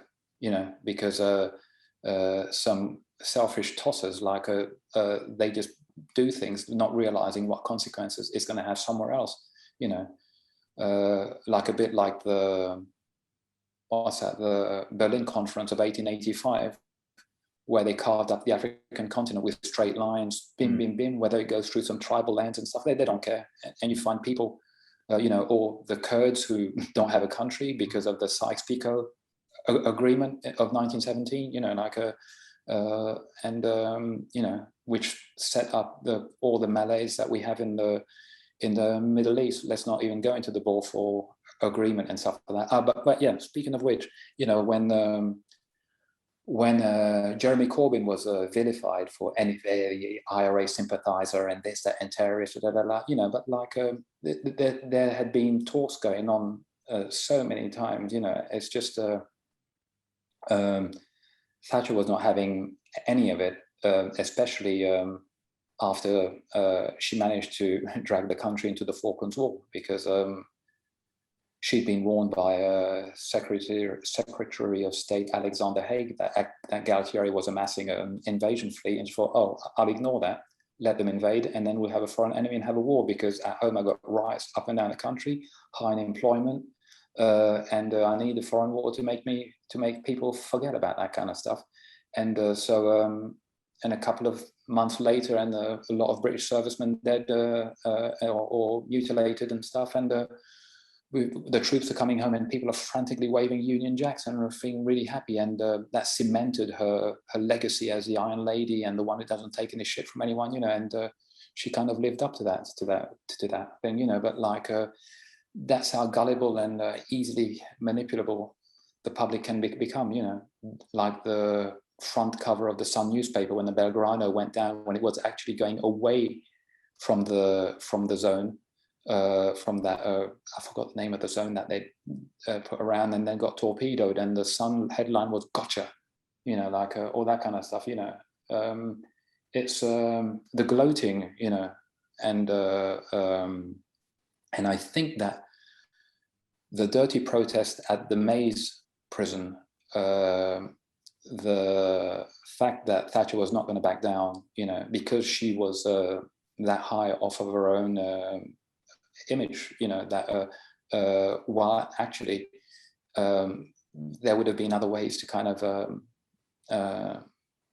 deal with that, you know, and maybe give the, you know, like these people were not being given the political status that they were demanding, and all, and like and all that kind of stuff. So yeah, it was really, really, really weird times. But there was talk going on in the background. But when it comes to Corbyn, as soon as it's talk to do with Corbyn, then suddenly he's an IRA sympathizer, this, that, and the other. Do you remember when he lost the 2019 election? In the press, there was stuff like continuity Corbyn, you know. So the kind of language that you find in the British press that's manipulating people and pushing the buttons of a kind of toxic patriotism the whole time, and pointing out this enemy and that enemy and stuff. And it's like, man, you're getting shafted all the time. Like we said before this interview started, where the fuck did 37 billion on Serco go?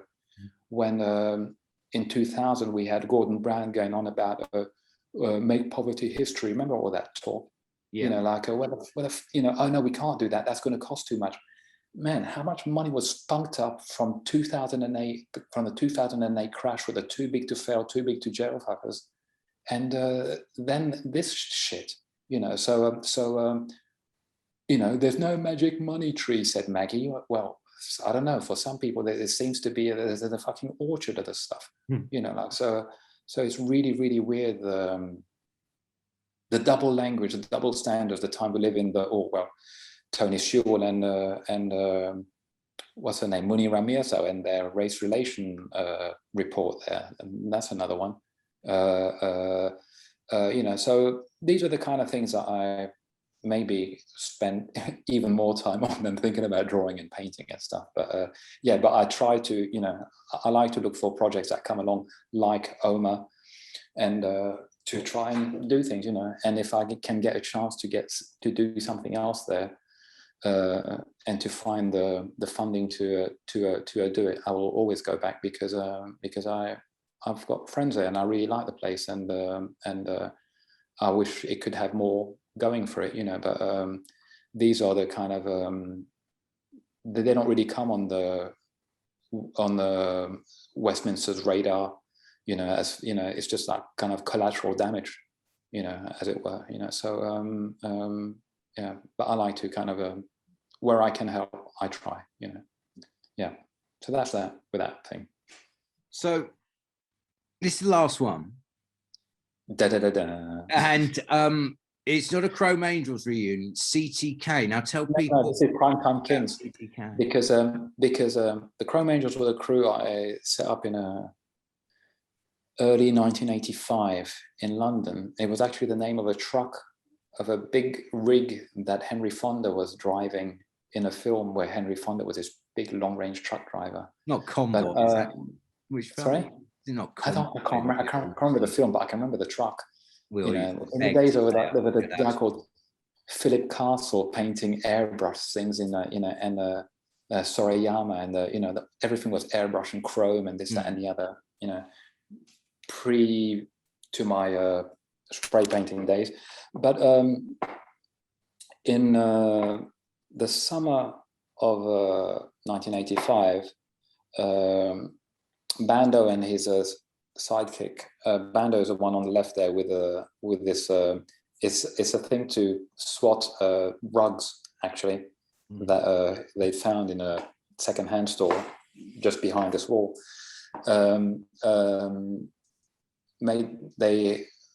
So Steph, his sidekick, found the Crime Time King. So that was a new crew that was set up that would integrate the Chrome Angels and them in Paris. And then in the summer, in July 1985, I had gone over to paint the rest of the Chrome Angels from the UK. So Pride, Zaki, Scribbler, and Eskimo, who was a member then, had already gone over, and I was somewhere else. Maybe I was finishing exams, I can't remember what I was doing, and I joined them the same day that Live Aid was on, 13th of July 1985. We were painting on an event in Paris, a hip-hop event called Fêtes et Forts, and most of us were staying at Bando's place, were spread out a bit, and we were painting on the riverbanks, where the Musée d'Orsay is now in Paris, which was a former Orsay, Gare d'Orsay, the rail station that became a museum. Arguably, and Bando just lived down. So Bando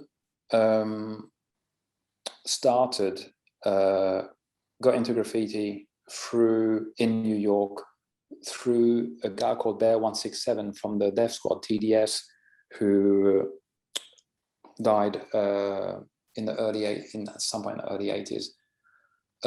So Bando was introduced to the culture by a New Yorker directly. And if you go back to the shop before, Shu, who's in between us from Amsterdam, he was really, Amsterdam had a graffiti culture, but not like the New York one. And Shu met Dondi from New York because Groningen, there were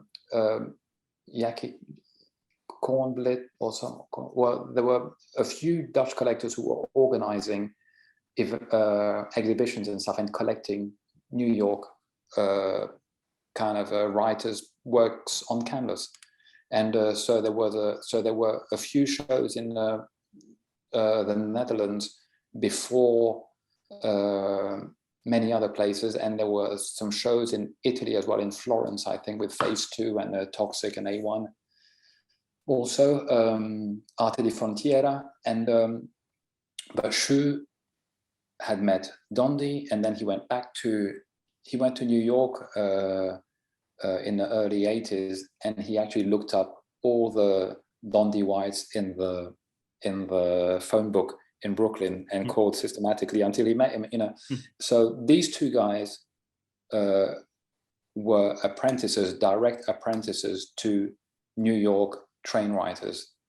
And so they, you know, whereas I am someone who was into Dungeons and Dragons and this, that, and the other, and blah, blah, blah, and I got into it from watching it on TV and stuff. But Shu and Bando are really kind of direct kind of legacy links and inheritance from NYC. So, and between them, so we were painting then July 1985. And when we went to look at the piece that we had done underneath, on the riverbanks, underneath the Musée d'Orsay, underneath the Gare d'Orsay, we saw that these pieces like across the other side of the river. And we were like, shit, who are those guys? Because they're not from Paris. We saw Shu, Yan, Jan, and Jazz, Jaz. So we thought, fresh pieces, they're going to come to take the photos. So we went over to the other side and we sat down on the riverbanks. And yeah, of course, they ended up coming up. You know, so these guys came up, and we knew that they don't look like Parisians and stuff. And that's where we got to meet them. And that's where, you know, and in those days, you meet new guys, you see the photos of their work, and you're always blown away because it's different from the shit you're doing, you know, wow, you know, and but also you felt that this guy has a schooling from somewhere, you know, and it was Dondi, you know, so from this point on, Shu from Amsterdam became a member of CTK, so, and Bando so went off to Amsterdam and like cemented this bond, and CTK became, I mean, like Bando is probably like, he's kind of the godfather of European style, because he, again, we go back to this thing about letters. Yeah, you know. What is European style then? You're going to tell us now. It's using the New York inheritance and transforming it into something that doesn't look New York, but he took it to a level of science. But I mean, like when we'd stay at his place, get up in the morning, go grab a bottle of Coca-Cola, put a piece of white paper on, put an A4 sheet and thing, draw a line on it, and drawing. Go out, steal paint, come back, draw, and then later go out and paint. Blah, blah, blah. And that was the routine, but not in the. It was just an intense learning curve of sharing, mainly in London.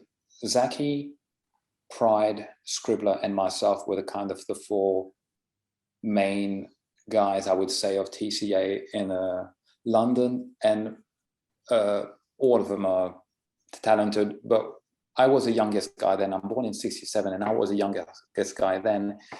And back in those days, I think that we became adults earlier, or we formed, our personalities formed earlier, you know, like,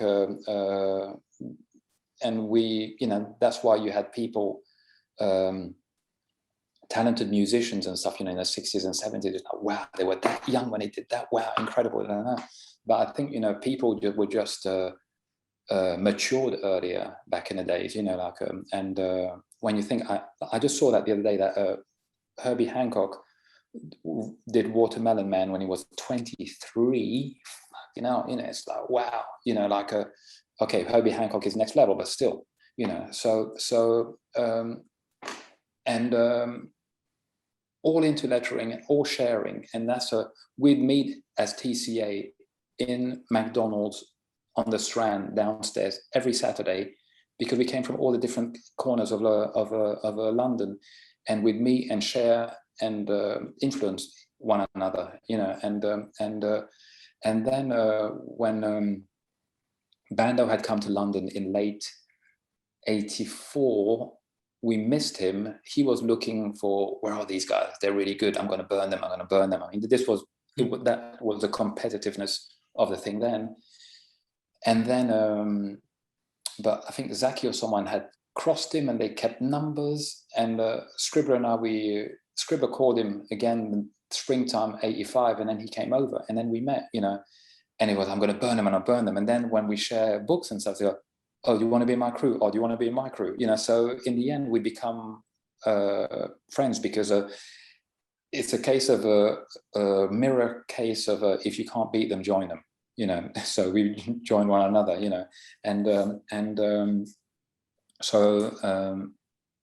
Bando was into surfing, played the drums, was heavily into jazz, and always about just exploring catacombs and stuff like that, and really extremely strong personalities, you know. And Shu also extremely strong personalities, and so we influenced and inspired one another, and we pulled the envelope, and that's why kind of a CTK kind of especially with a Bando. I mean, he would pull letters to very uncomfortable, weird balance things, and it would look odd for a while, and then it would grow on you, and then it's like, wow, okay, that's really fat, you know. And it's through that kind of experimentation that he pretty much developed what could be called European style, because it got copied by guys in Paris who took it to Germany. It went up to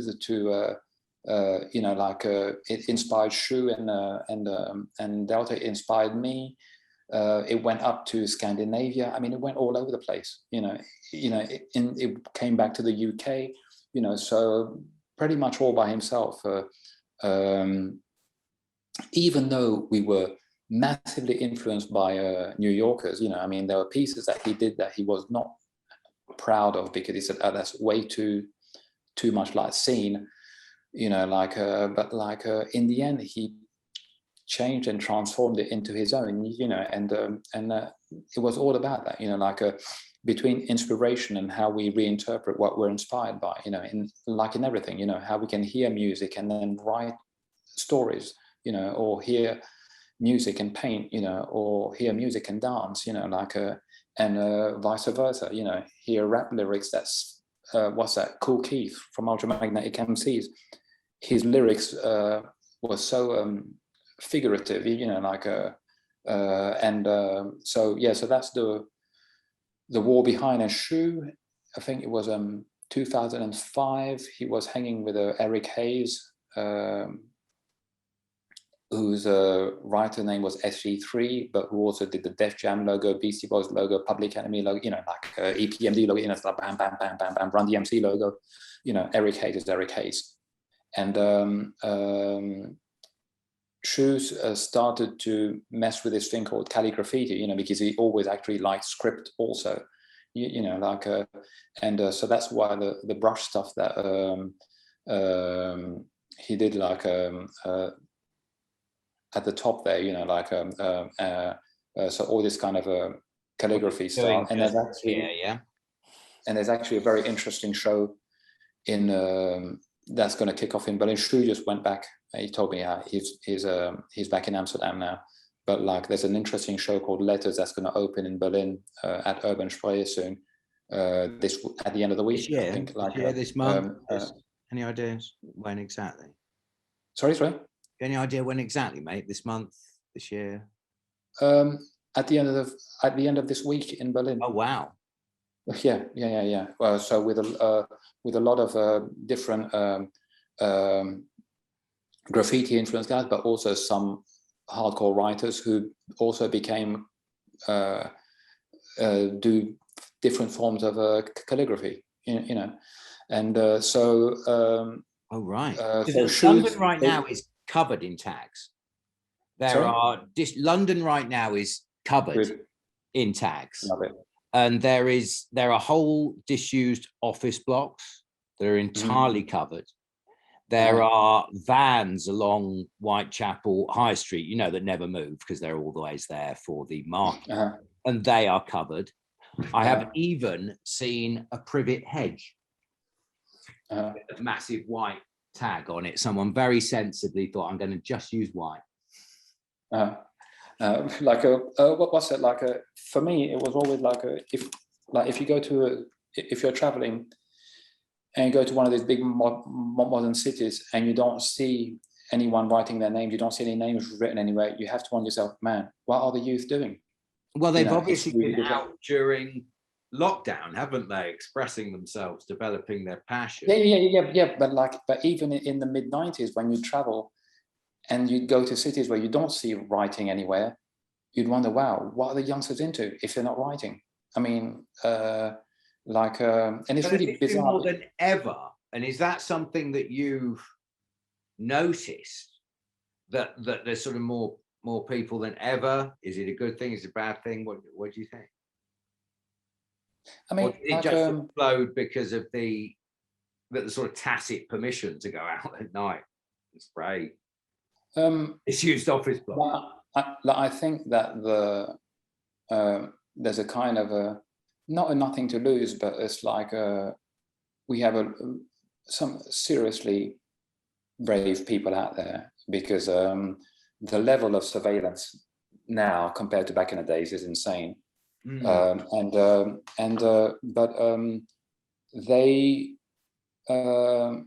every generation has the edge up on the one on a previous one, because they're just way more aware of the different, of where the cameras are, of where the motion detectors are, and that's and the other, and they're prepared to take these calculated risks, and it just feels good to them, you know. And I forgot the name of the little black girl who died on her 23rd or 24th serious asthma attack. She had this condition where her lungs would just kind of collapse, and there was an inquiry into it, and and they found out because her mother had not been told that the Southeast Circular is a really polluted road, and had moved there not knowing that she was moving her daughter in one of the most polluted areas of London, and her attacks increased. We're surrounded by semi-invisible pollution that's killing people, and yet the public is going on about, oh, it's graffiti, it's not nice, it's this, that, and the other. It's like, man, it's like try and get your priorities right. You know, it's like we're living in more and more dehumanizing kind of conditions, and I actually have no issues with seeing writing around me, because it's the pollution that I can't see that's more worrying for me than the visual pollution that I do see. You know, it's like people don't seem to go on too much about advertising panels here and there, or these the new digital ones that cost so much bloody energy, that have such a massive carbon footprint, you know. But but they're going to go on about people recording having passed through somewhere. Yeah, you might call it like dogs pissing, this, that, and the other, but any analogies you wish. But I like to see someone's hand, wrist movement, or elbow movement, or shoulder movement recorded somewhere, you know. And I like it even more when it's got a lot of style to it, because again, you feel you can dance with the person's wrist, you can feel their rhythm and stuff. I like that to it. There are so many worse things going on in the world that we can be dealing with, and you know, there are so many writers who had they not written, their passage on the earth would not even have been noticed. You know, there are people who have died like her, but there are still some traces of their existence somewhere, you know, and they didn't just kind of disappear in some kind of anonymity, you know. But this kind of a clean Tinseltown illusion of that we live in a nice world thing is like, come on, let's relativize a bit. Coming back to what I was saying earlier before we started about the sewage problem and stuff, and the fact that you know, we have not upgraded water treatment works, you know, since maybe the post-war years or something. You know, there's nothing, we haven't upgraded it to be able to deal with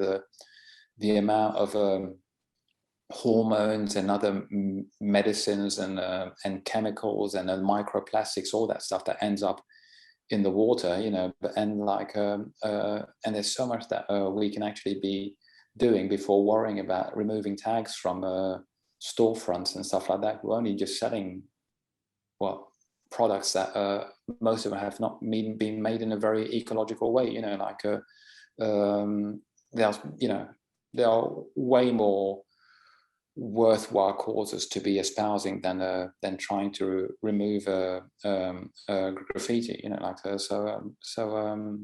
I don't really have any issues with it at all anymore, you know. Like what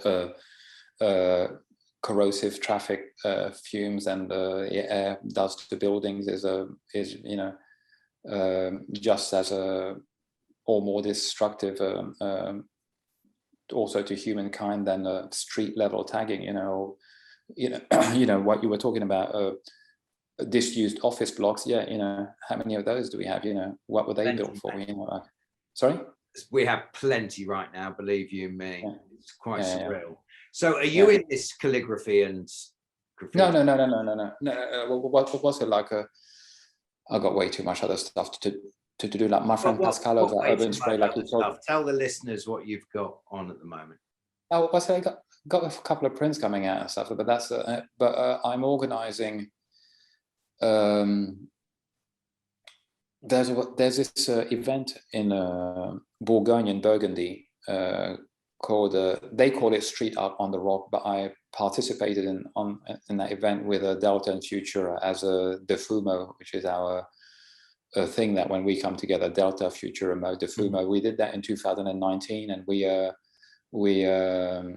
it's a disused quarry that was abandoned, I don't know, 10, 15 years ago. Amazing. When is this?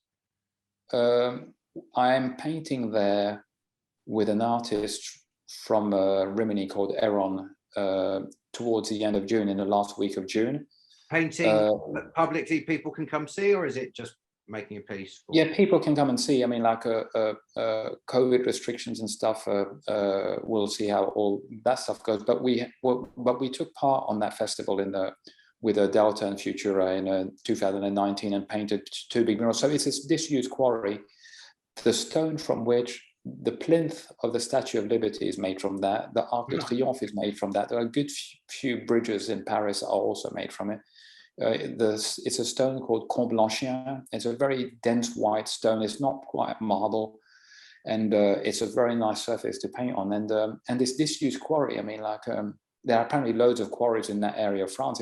It's the richest wine region of the world, who've had a very horrid time these past weeks because there's been a big freeze on the vines. So on the grapevine. So I don't know how this year's vendange grape harvest will be, but this place is shaped like an amphitheater, like a natural amphitheater, the way the stone was cut into it.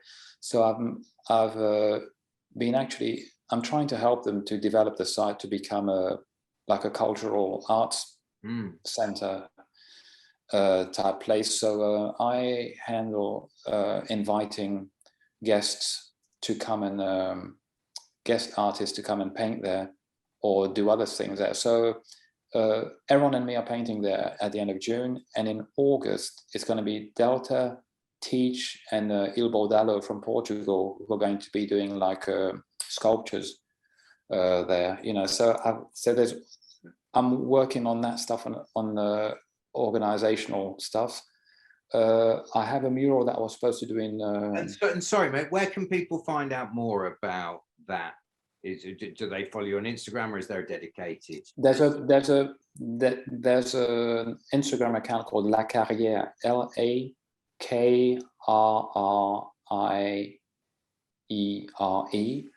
But like, if we can find a way of me supplying you other information in written form and in links and so on and so forth. I will put it like anything that we're saying there here that that you need me to back up with links and stuff, just write them all down and I'll supply you with everything. So to make it more a lot easier, more fluid for those who will be into this interview. And this is what we've got with you right now. Yeah. So that goes back to the girl dancing on the Wiesbaden mural from 1997. And so this is straps. We have this as an edition of 10. They're 10 uniques. Obviously, some of them have sold already. I think there is the buffalo board and the mirror board. We'll have more of these on display when we finally get our shop, as soon as the commercial property industry sorts itself out and realizes that it's got a lot of empty shops that it can't rent out. I'll be doing like a mural in Grenoble in July, I think, where it's got where I put Maggie Thatcher in there, because people forget the importance of Maggie Thatcher. I mean, I told you about her before, but like and Maggie and Ronnie on that, and it's about the way in which they've shaped the ideology, but the technology is doing the damage now for them.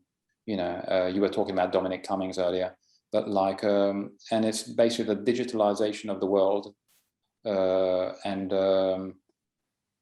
the fact that like we are trying to make sense of the world, each and every one of us, a bit like putting a puzzle together. But it seems as if every time we get to a certain point, it seems as if some people come along with big hammers and smash the bits that we put together and into tiny little pieces. And this is this complexification that's constantly going on in order to make us just kind of give up the fight, you know. So that's the other bit that I'm going on. Like there are things that I'm watching what Steve's doing with the machines and stuff, and wondering like everything that we can do, but like he was talking about maybe being able to make a